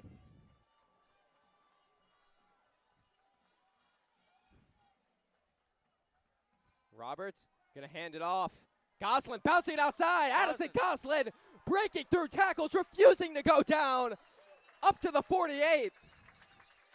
Another big gain by Addison Goslin on the rush there.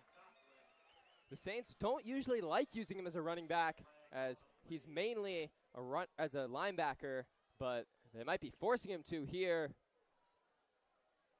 A couple flags on the play, I think. Is this coming back?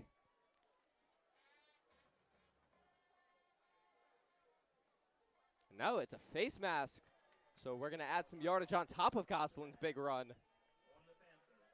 Addison Goslin had a 57-yard rush in the first quarter to set up a field goal, and looks like he's going to continue that trend with what looked like about 20 yards to me. Yeah, here's another look at that run. He gained 22 on the carry. So he's only had the ball in his hands twice, and he's gained 77 yards. And then if you want to add the penalty he drew to that with the face mask, 87. So he might be getting some more looks with the ball. He's in the backfield here, and they'll give it to him this time. And he's dragged down in the backfield. That is a great tackle from Khalil Dale. As we've seen, Goslin not easy to bring down, but Dale managed to grab him by the ankles and prevent what could have been a very big gain.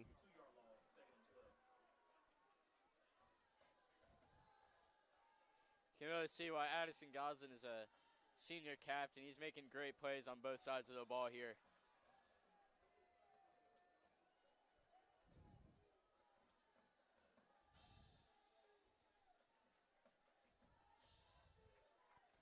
So the Saints backed up 2 yards. Now looking at a 2nd and 12. Goslin still lined up in the backfield. Motion at the line. And Roberts going to keep it. Roberts has some room. He has a first down and more. Chase Roberts up inside the 15-yard line. And the Saints offense in business as they're in the red zone.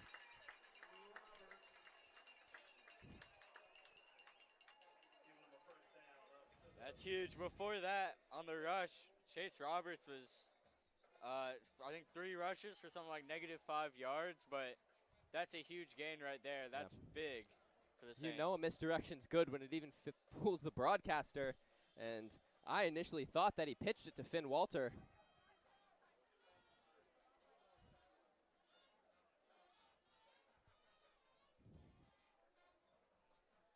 Going to be 1st and 10, about 13 yards from the end zone.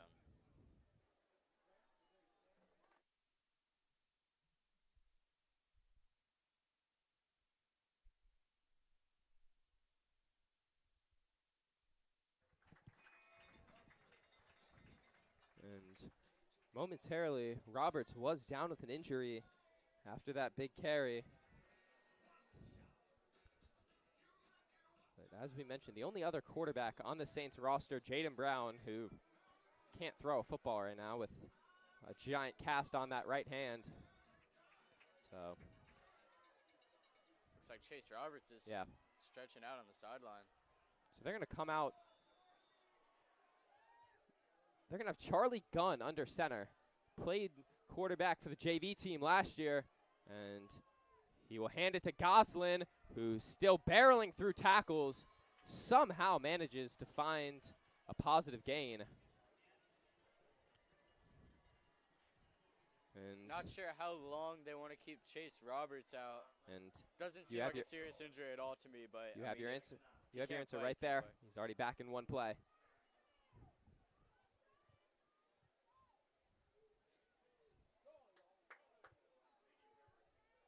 So that's great news for the Saints, as their top 2 quarterback options both dealing with some sort of ailment now, but Roberts still able to go out there and fakes the handoff to Goslin, throws up a fade. Isaac Lapika can't come up with it, but flags fly, and this is looking like it's going to be a DPI. Looked like he put him arm on him there. I think it might have been a little more of an arm. Looked like he was almost hugging him. So that is going to be a defensive pass interference.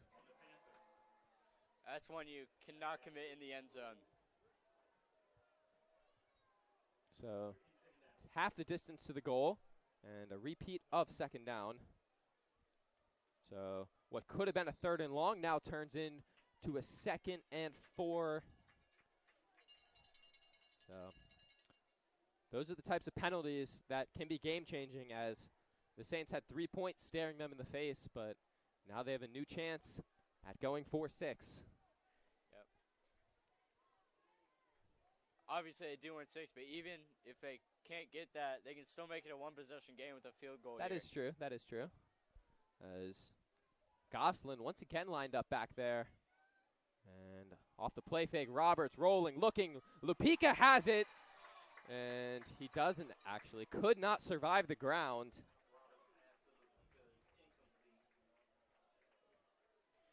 Looks like they might just be keeping Addison Goslin in. I mean, I know they want him out there giving his full effort to defense because he is a game wrecker out there, but with how he's ran the ball, I don't know how you can justify leaving him out of the backfield. Yeah, really, he's got some big gains where nothing else has seemed to work. Even on his short runs, he's still been breaking off a tackle or two before going down. So this is a big down here. 3rd and 4 from the 6.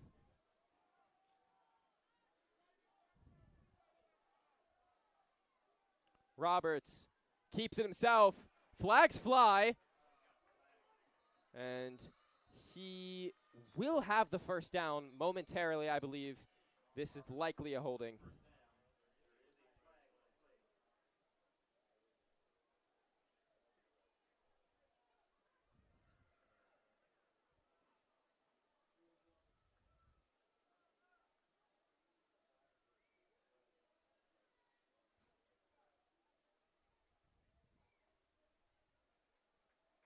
It's a false start.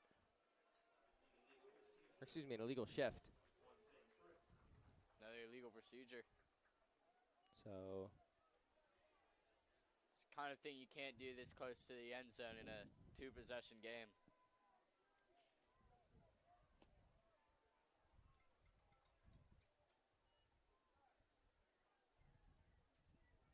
Ball will be pushed back. So it turns a 3rd and 4 to a 3rd and 9.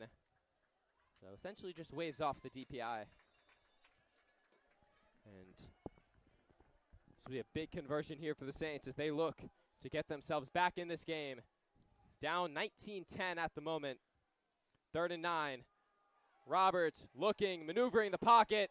He's going to take off. Roberts into the end zone. Touchdown, Saints. Manages to evade the rush and takes it in for 6. And just like that, lead cut down to 3. That's an incredible run right there. I thought they had him, but he just got right by him.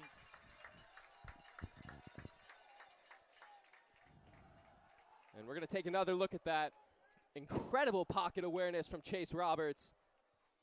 And manages to evade the last man by decoying a throw out to the tight end as Christian Rogers on looking to make it a 2-point game now. And his kick up and good. So 19-17, slightly unorthodox. You don't see 19 very often in football. Whatever adjustment they made at halftime for the run, it's definitely seemed to work so far. I mean, the average yards per carry is way better than before in the first half. I think the main change they made at halftime was giving the ball to number 33 more. Yeah, exactly. I mean, when you got a guy producing that much on offense, even if he is mainly a defensive player, you got to keep him on the field. Yeah.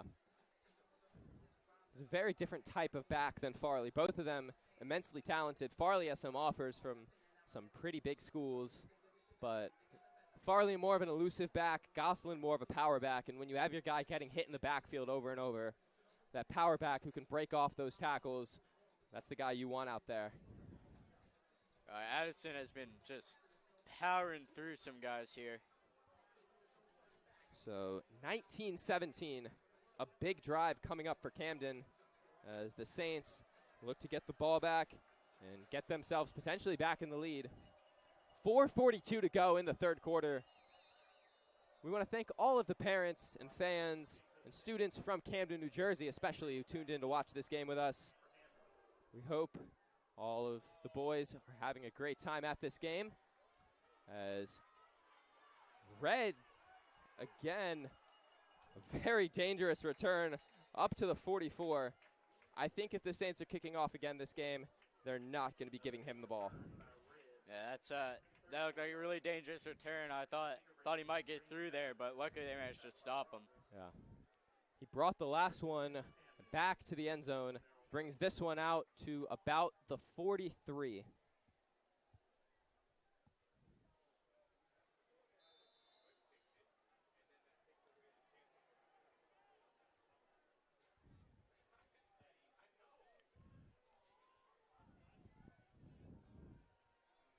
So we'll see the Camden offense back out here.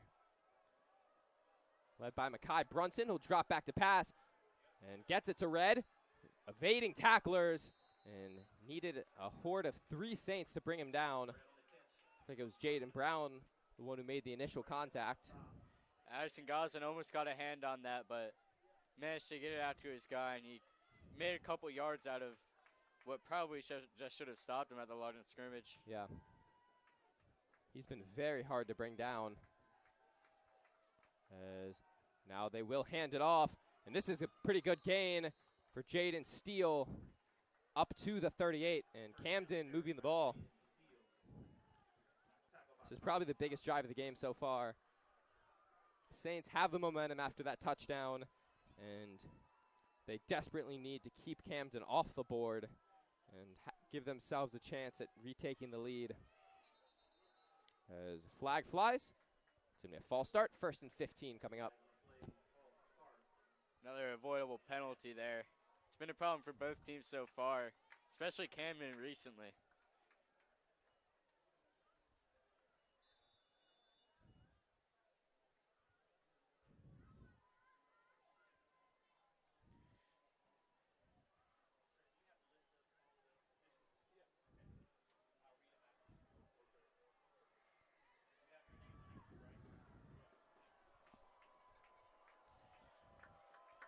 Play clock winding down, and It's at 0. That's a game. And that's a delay of game. After a false start, let's see, did they get a timeout off? They did. Barely. No, they didn't. Excuse me. It's going to be a delay of game, so. Delay of game, that's a penalty. You really can't get. One ref signaled delay of game. Oh, no, now they signal timeout. So the Panthers take their first of the. Yeah, they will take their first of the half. And it'll stay at 1st and 15. Doesn't look like much time needs to be taken for the timeout. I'm pretty sure the only intention there was to avoid yet another 5-yard penalty. Yeah, both teams, they got to do a little better job lining up a little quicker because there's some wasted timeouts and some delay of game penalties that just were very avoidable and just did nothing but hurt them. Absolutely, especially for St. Christopher's. In the first half, they were out of timeouts by the 8-minute mark of the second quarter, and 2 of those were wasted by not getting the line quick enough. Exactly. That's something that might be running some extra laps for in practice. Yeah. Mental mistakes like that generally not well taken by the coaches. As 1st and 15, Brunson drops back, looking over the middle, batted down. That is beautiful coverage from Deacon Begley. Breaking up beautifully.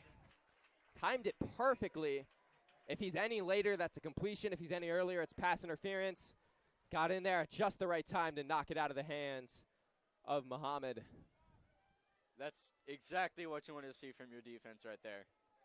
Saints had some big corners graduate, and Deacon Begley going to have a big role in his junior year as Brunson drops back again, looking deep, and overshoots him. Malik had a step. It looks like he got matched up with Addison Goslin, and I don't think the Saints want Malik Red matched up with a linebacker. As good as Addison is, pass coverage is not his main forte. About 3rd and 15 here. Probably can expect another long pass with last 2 plays being incompletions on this. Yeah. Watch out for a screen, though. They've been very successful on the screen passes so far this game, and the Saints likely expecting a long pass. As Mekhi Brunson, 3rd and 15, pressure getting in, somehow manages to escape. Now he's out of time. Elijah Brandon brings him down. And it's going to be a 4th and very long. That's something they've been doing great all game, bringing the pressure to the quarterback like that, giving him no time, taking him down. It's just, as an offense, it's really hard to operate when you got guys just slipping through your O-line like that all game. Absolutely. And the Panthers have been very aggressive punting or going for it on 4th down, but here on a 4th and 23, they make likely the right call and bring the punt team out.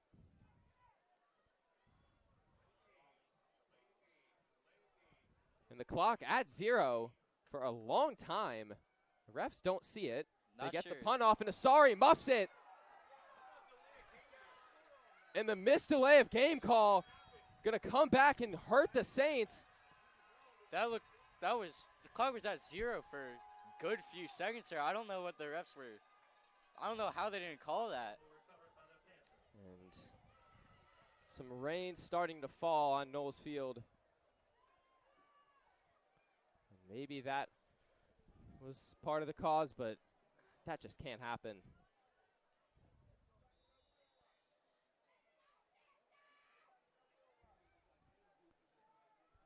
Missed call turns out to hurt the Saints badly as Camden has it back now, and that is going nowhere. Drew Pendlebury with the stop. It's going to be a loss of 3.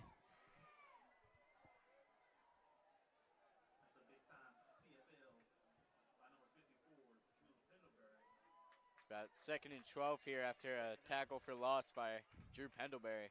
This is big for the Saints as they just had a big chance to get the lead back.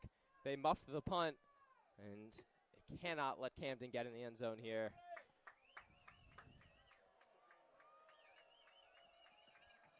As Brunson dropping back, trying to take off, has nowhere to go. He's going down. It was Darius Gray in there initially, and Elijah Brandon brought him down, and a flag flies.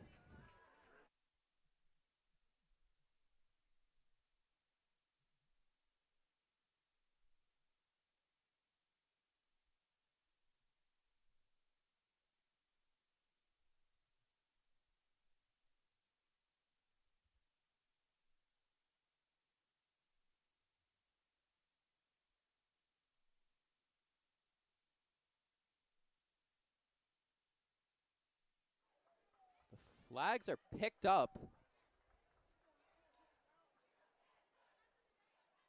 And that's a defensive holding. So the sack wiped away. It's a really frustrating sequence for the Saints here. Yeah. That's just falling apart a little bit. You know, some great plays on defense, but just wiped away by a penalty. Yeah. Missed delay of game call and then a fumble on the kickoff. Not what you want as a defense. Yeah, could have been a 3rd and 17, but the penalty turns it into a 2nd and short. Rush coming again, going to the end zone. Touchdown, Camden. Malik Red again. And they extend their lead back out to 2 possessions. Excuse me, no, it is only at 8 right now, so we'll see what they do.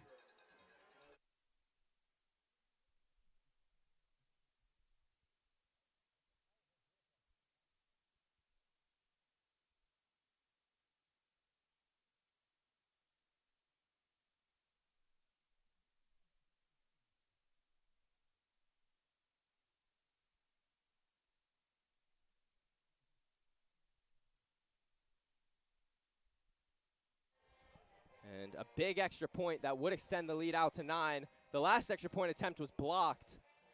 And they're going to fake the field goal. Rolling out, looking, firing to the end zone. Somehow completed, although a flag does fly.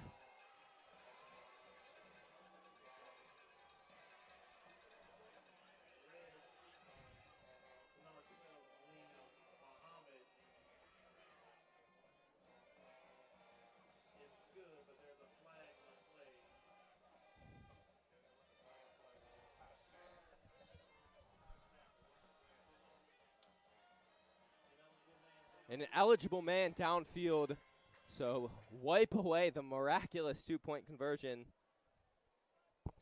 And the fake field goal looked like it was going to get stopped, but Malik Red once again makes an incredible throw.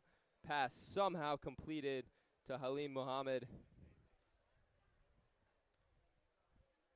And we'll see what Camden does now, as I believe they'll be pushed back to about the 9.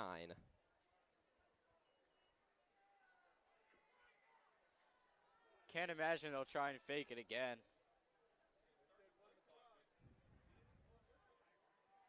Yeah, definitely not gonna pull another fake, but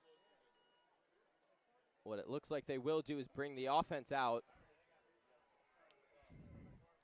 So a real 2-point try this time. And again, this is very crucial, as right now the lead is just 1 possession, but this could bring it to 2 as the play clock running down. It's at 0, and this time they do get the delay of game call off.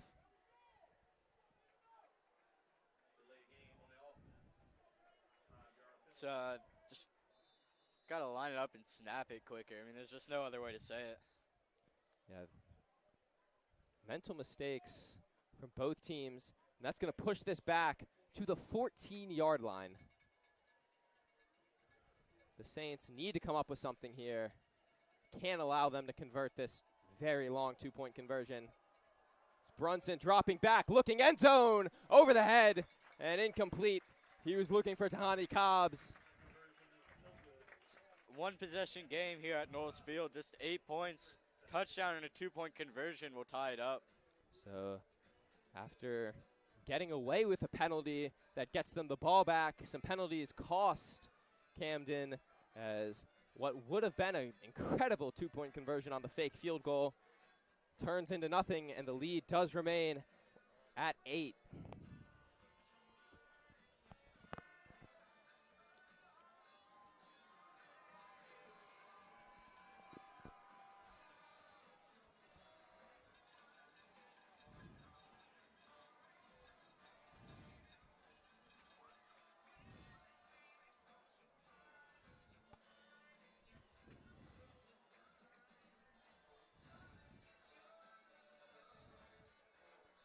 So Camden's lead just one possession now, and they will kick it away here. A little under a minute left while Camden kicks it off. A minute left in the third quarter, that is.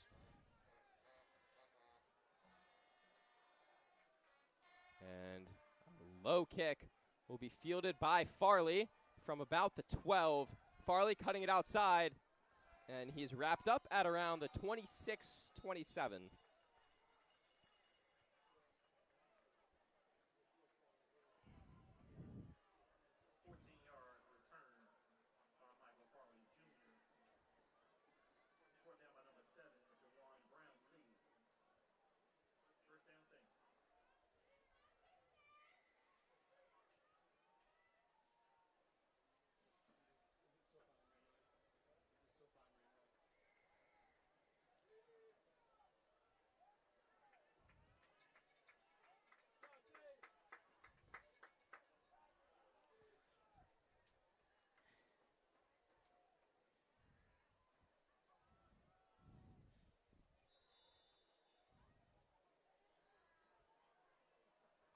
And Saints offense with a big drive staring them in the face.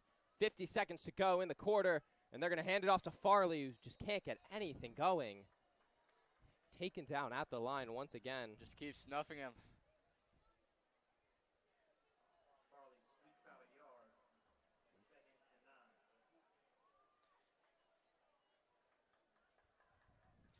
Second and 9 here.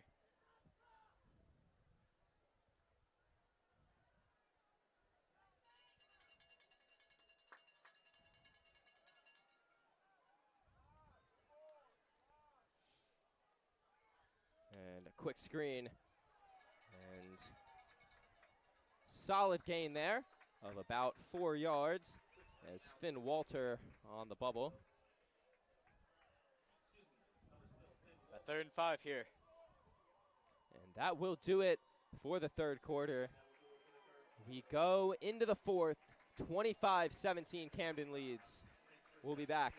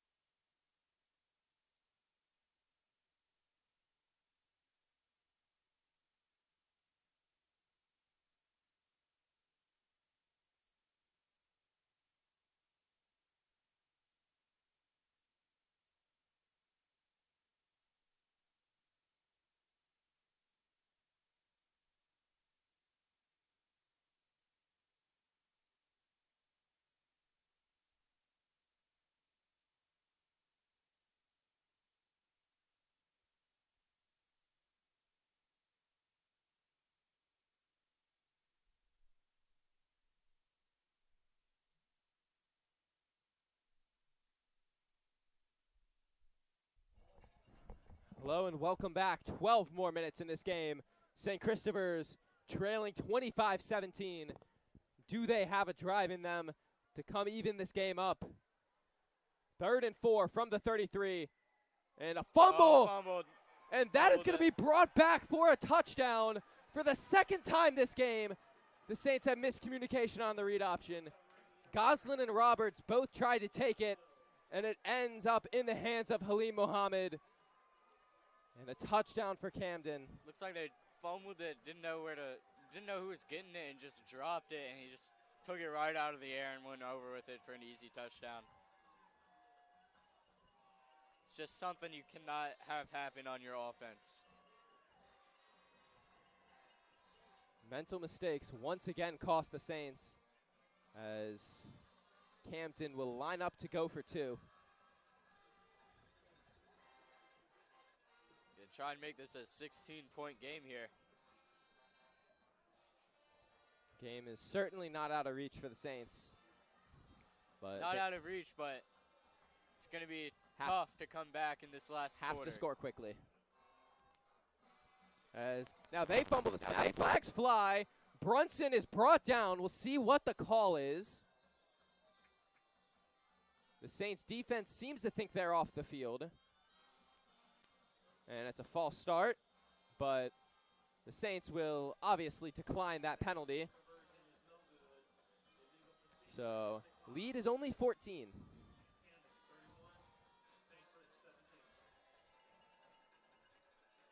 It's obviously a pretty crucial drive and a two-possession game here. You gotta get this drive, gotta get the stop. So it's tough, but it's definitely possible.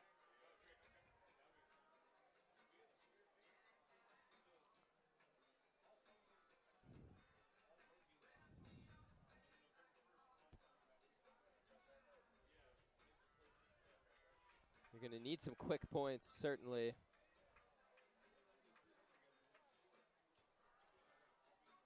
You know, I've said this before, but they got to focus on the pass game here, I think. I mean, it's just been so much more successful than their run game, which hasn't really gotten anywhere outside of a couple big plays by Goslin.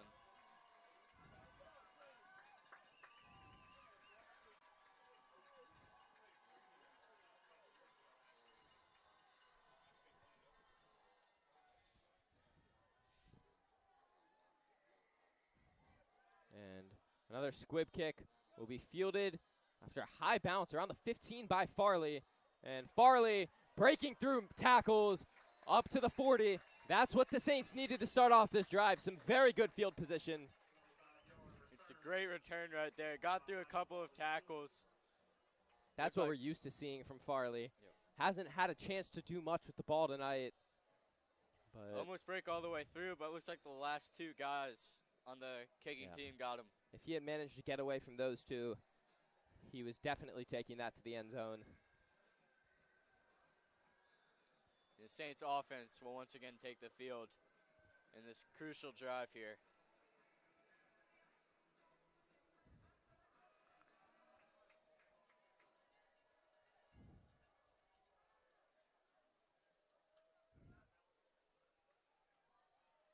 First and 10 from the 40. The give to Goslin. He has nothing. And a face mask, or excuse me, Addison Goslin calling for a face mask, and a flag flies in late. And he is going to get the face mask call. Looked out a little bit there.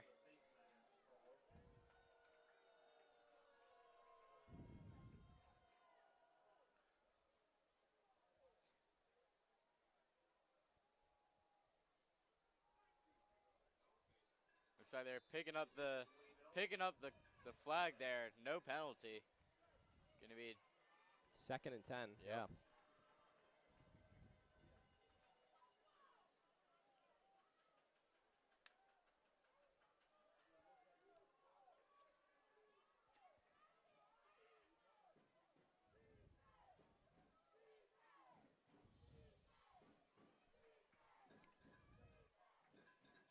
Roberts dropping back, looking out, has a man complete, and brought down after a short gain was Wally Jones. looked like maybe 2 yards there.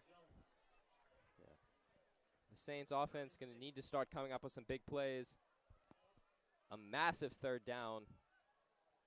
This is, like you said earlier, this isn't sustainable offense. They can't just rely on converting third downs on passes all the way through. They gotta figure something out before the third down.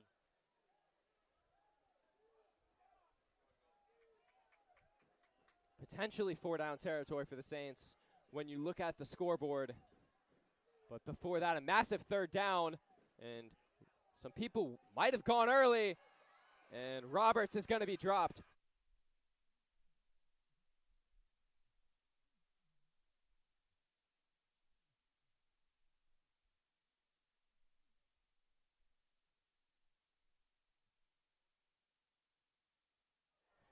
Looks like a bit of an offsides to me, but there's no call on that. It's going to be 4th and about 9. And the it looks like Saints they're going for it. Are going to punt it away. Oh, sorry. Punt it away.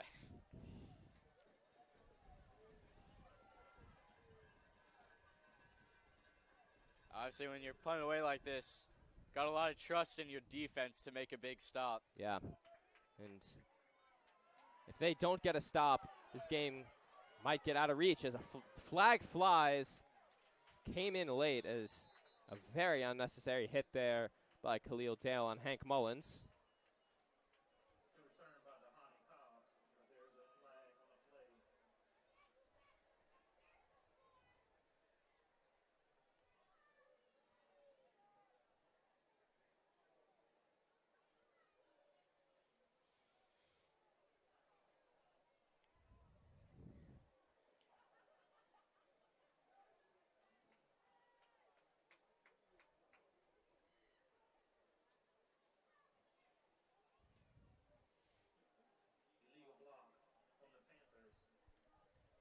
So pretty clear there, an illegal block in the back.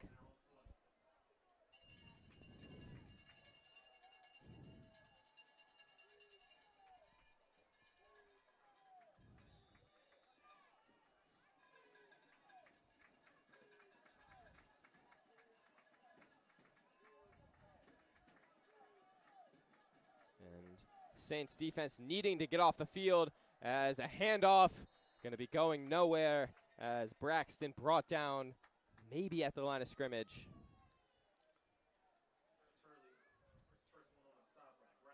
Got about 1 yard. Turley stopped him before he could get any further. Just doing what they've been doing well all game. Just great pressure, stopping them before they get far.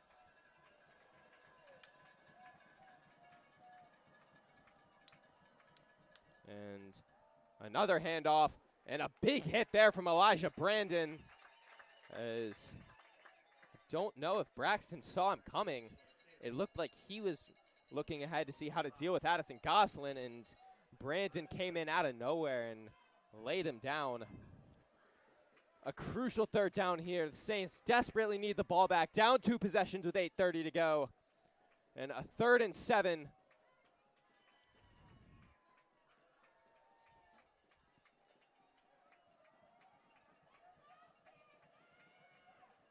Mekhi Brunson drops back, looking out.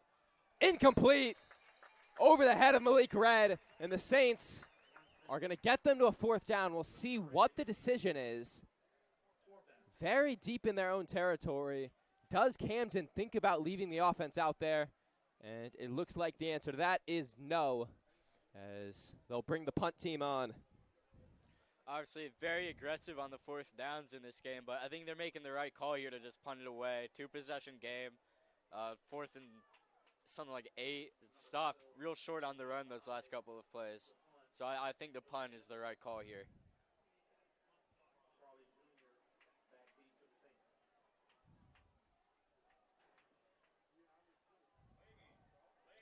The clock was at 0 for a very long time. The refs miss another delay of game, but Farley does field this one, and he's brought down at the 43. That looked like another delay of game to me, but again, they're not going to call it.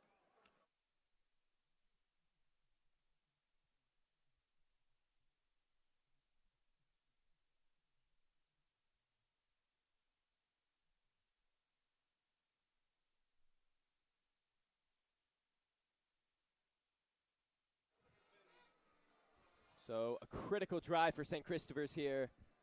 Down 2 possessions, 8:11 to go.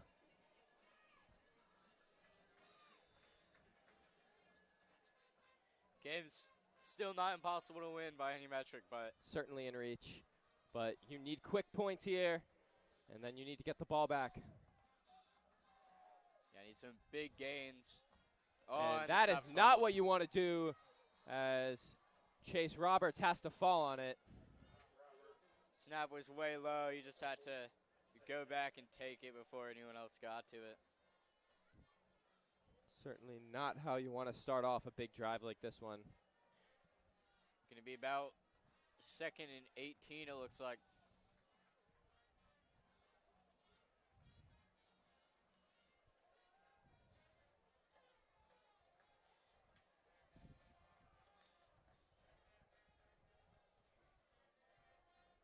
Roberts going to scramble, gains a yard or two, but simply not what the Saints need right now, as that now brings it to a 3rd and 17. Yeah, I don't know about that play right there, QB scramble. Run hasn't been very great for the majority of this game, and keeps the clock running. I just don't think that's what you want to do in this situation. They're not in a position right now with how the score and how the clock look that they can be going for those short plays, especially on a 2nd and 20. They need to be taking shots down the field. And Roberts drops back here, feels the pressure, and now he takes off and stays on his feet, gains about 9, and it brings up an interesting 4th down decision. Scramble by Robert. Fourth down by number 11, Aaron James. Gets back to the original line of scrimmage. 4th and 10. And the Saints will, in fact, leave their offense on the field, it looks like. Under 7 minutes to go, down 2 touchdowns. They need this. About 4th and 10. This is probably the most crucial play of the game so far.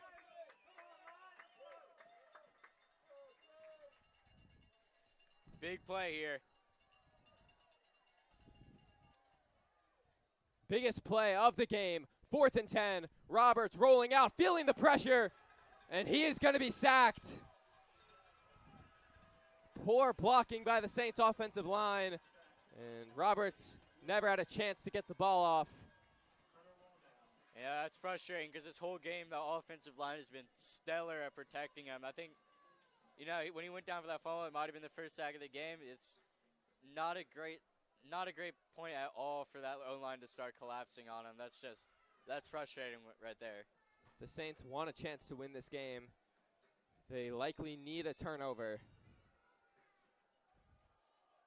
Down 2 touchdowns, 6:16 to go, and Camden has it.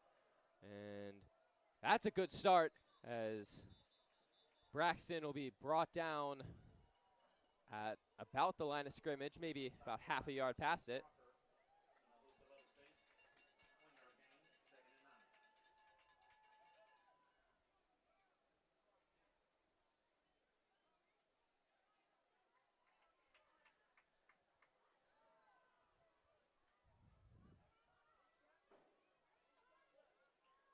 I imagine the Saints will probably be bringing a lot of pressure here, trying to get to the quarterback quick. Yeah. And they do bring pressure. Goslin flies in, gets a hand onto Christian Braxton, but he manages to bounce off and gain about 2 more. So that'll bring up a crucial 3rd and 7.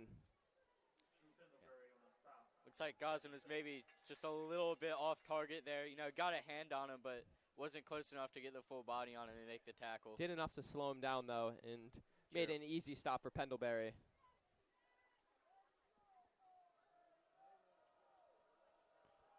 A big 3rd and 7. They're going to run the Statue of Liberty play, and that is going nowhere as Elijah Brandon gets in there. It's not a play you see often. And a timeout taken by St. Christopher's.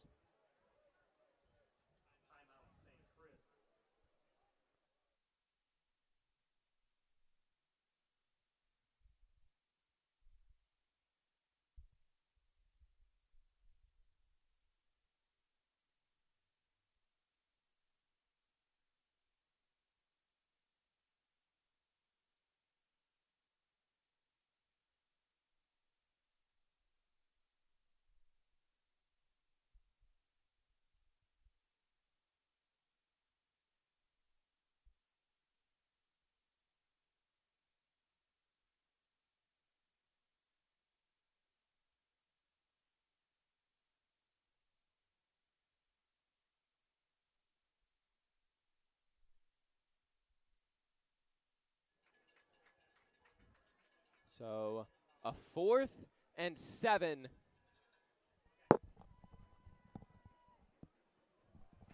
Camden will punt. Saints look wary of another fake. Remember, they had a fake field goal and a 2-point conversion that they did manage to score, but it was wiped away due to an ineligible man downfield. But they do send away a real punt, and it is not a very long one, as it'll bounce, actually get a good roll. So it'll be about a 20-yard punt, and the Saints will take over around the 15, 4:43 to go, down 2 scores. Not a great position here for the Saints. Still not impossible, but it just keeps getting harder for them.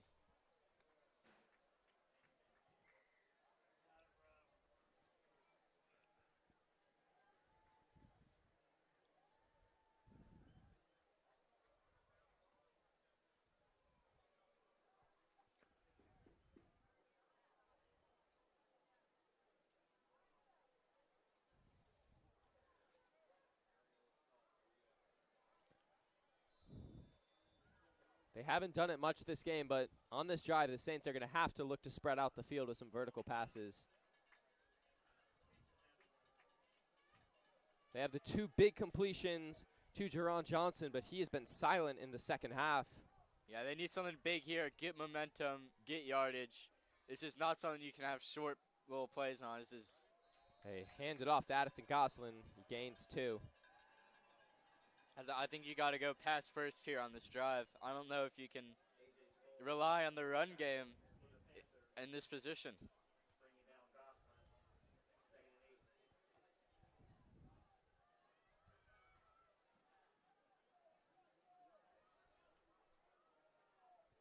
Clock running down to about 4:12 now, as Roberts drops, looking, has to get rid of it, rolls out right, tries to deliver, and that's going to be broken up, nearly picked off by Muhammad.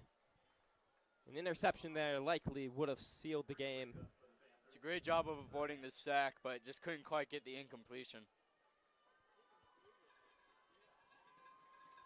There's another situation where just got to go for deep passes, I think, on this. I mean, got a quarterback that's been really consistent since the second quarter here, and receivers who have gotten pretty good yards of separation here on big plays. So I think at this point, I think it might be time to almost completely abandon the run and just go for big passing plays. I agree with you there. The run game just not working effectively enough. They don't have enough clock.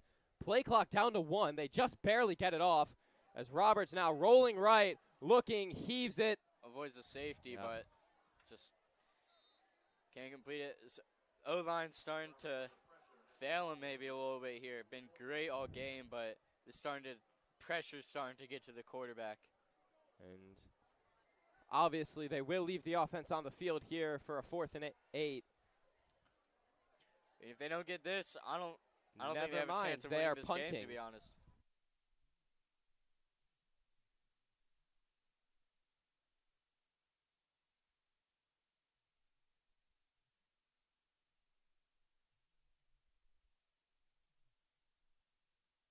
So the Saints bring the punt team on the field, down 2 touchdowns with under 4 minutes.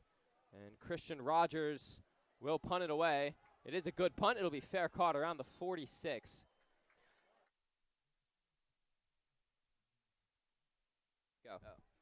Not sure about that call there. I think, like I said earlier, you need a big play on that to convert the 4th down. If you have any chance of winning this game, just turn it over again. It's a 2-possession game, 4 minutes left. With the other team having the ball, I think they just let it slip away from them there. I feel like just trying for it and just going for it and seeing if you can do it is better than punting it away there.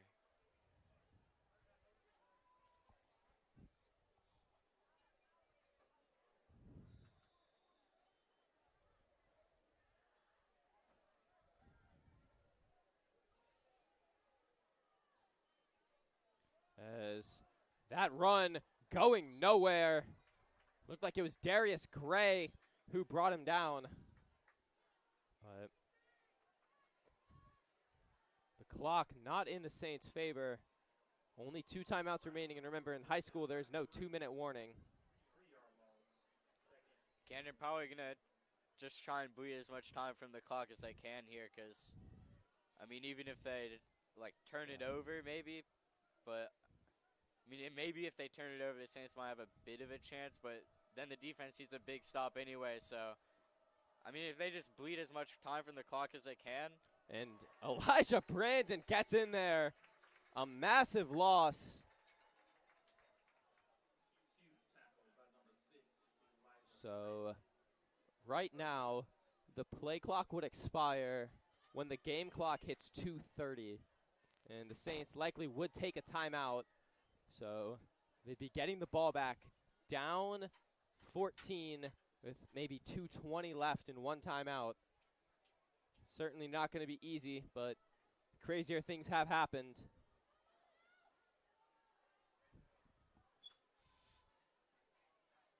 Big moment for the defense. No, they will pass. The Fumbled ball's snap. out, and Brunson stays on his feet, somehow still up, and has a man downfield, and somehow manages to complete it. And this is going to be a big play for Camden, and this is going to turn into 6 points.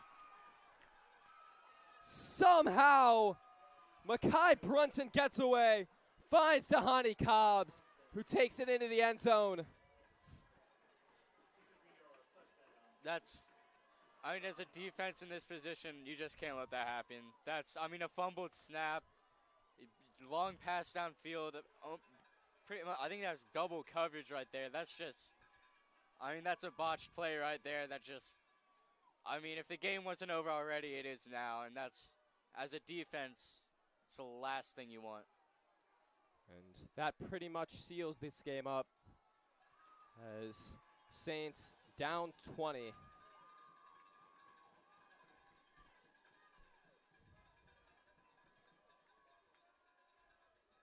Probably going the highlight reel for Camden, but St. Chris going to want to forget that one.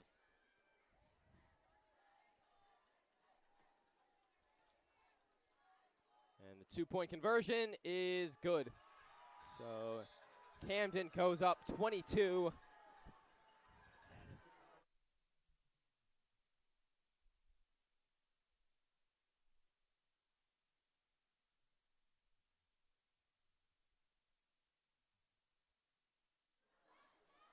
So this game pretty much out of reach now for the Saints, down by 22.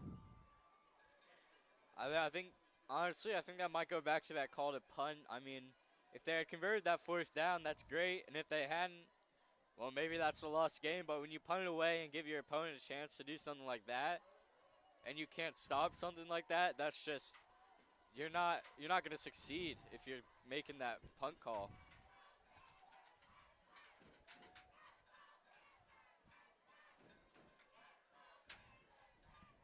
Anyways, 2 minutes 17 left of what's essentially garbage time in this game. Yeah. The Saints' comeback hopes pretty much dashed after that touchdown. As they trail by 22 with 2:17 to go. Defense just can't disappear in big plays like that. They allowed 32 points in the second half as Farley will take the kick return. And a solid gain up to about the 34.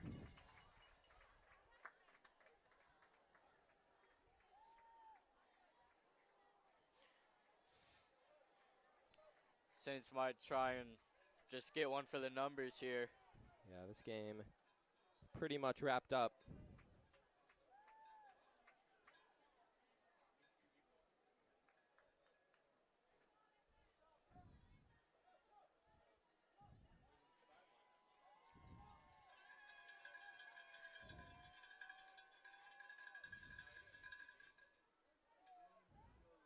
I think the biggest takeaway from this game is just big moment plays. I think offense and defense both from the Saints. When you get like a 3rd down, 4th down, whether they're trying to convert that or stop your opponent from trying to convert that, you got to show up, and the Saints just struggled a little bit doing that.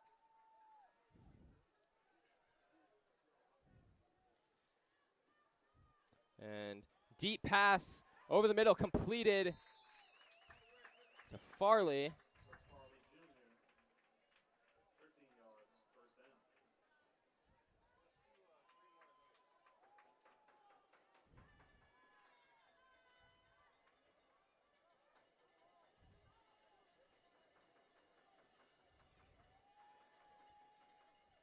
The Saints likely just searching for some morale points here. Down 22 with under 2 minutes. As another completion to Farley. He's had a quiet night out of the backfield, but looking good as a wide receiver. Pass is right on target there.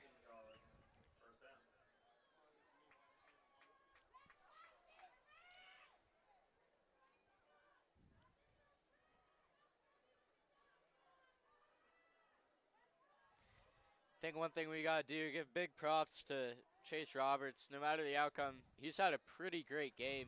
Rough start, 1-7 in the first quarter, but second quarter he was 6 for 8 with 80 yards and a touchdown. And, I mean, he hasn't dropped in production since, except on, some of the big plays which I was talking about earlier, which weren't entirely his fault. Some bad support from his O-line. But overall, he's definitely not the reason for this score right now.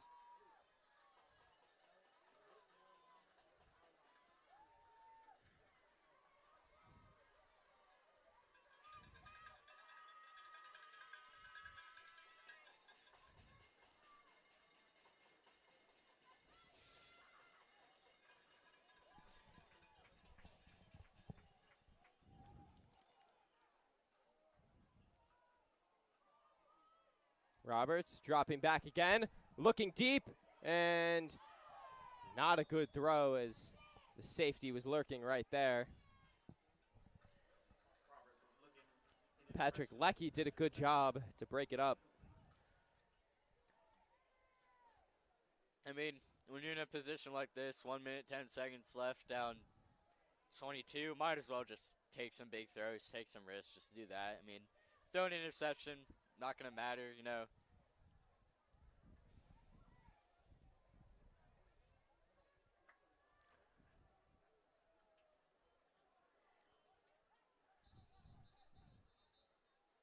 And whistles blowing.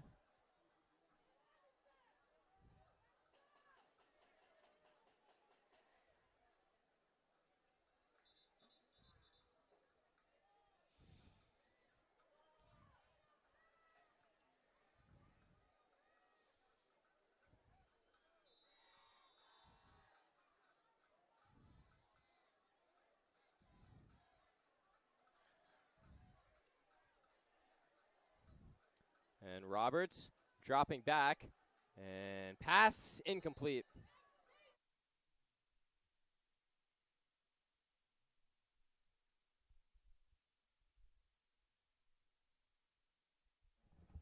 So that'll bring up a 4th and 10. Saints will leave their offense out on the field. I mean, whether you punt or make it, not going to win, might as well just try and get some extra reps in, I guess. Yeah.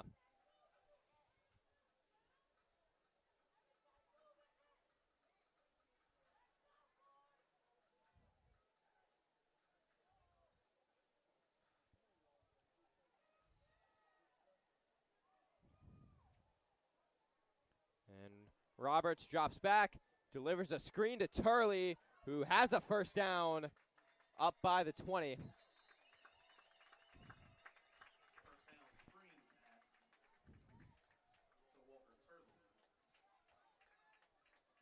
kind of one thing you want to see before garbage time.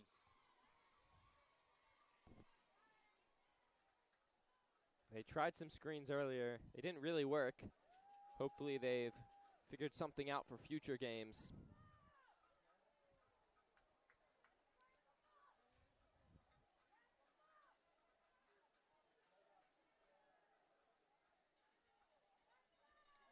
And Roberts rolling out to his left.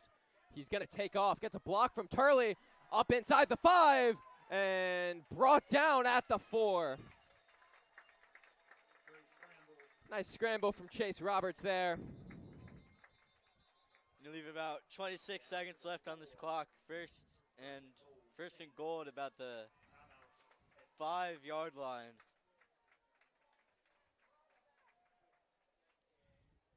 Saints going to take a timeout here. Get one last play in before the game ends.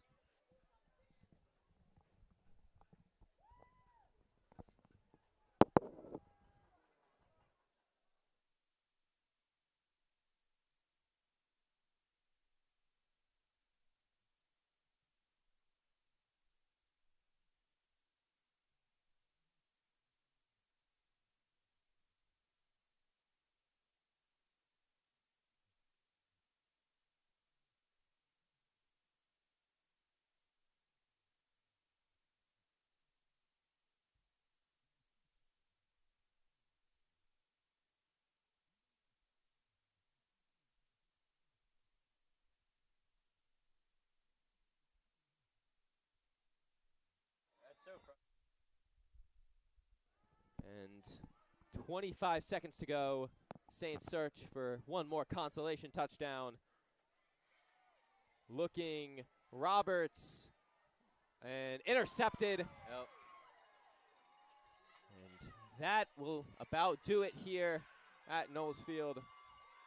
Yeah, might as well just try something crazy, I guess. But didn't work out. That'll be the second interception of the game for Chase Roberts. And that will be the one that likely ends this game, as Camden likely to just kneel it out and take a 39-17 win.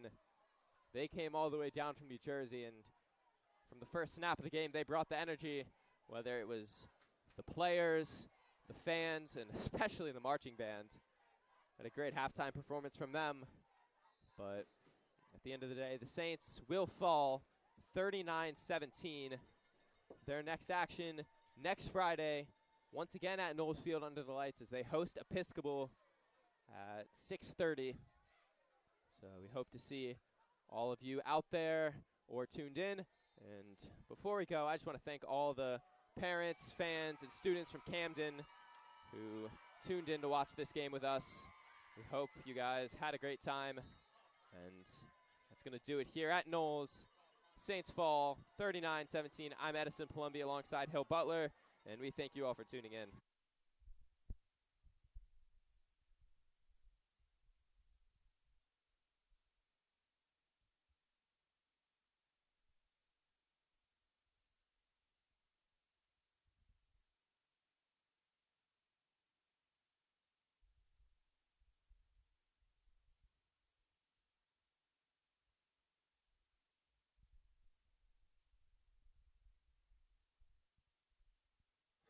So I take this back. Camden will kneel it out one more time as the Saints called a timeout. And that one will officially do it. So 39-17 your final. Thank you all for tuning in.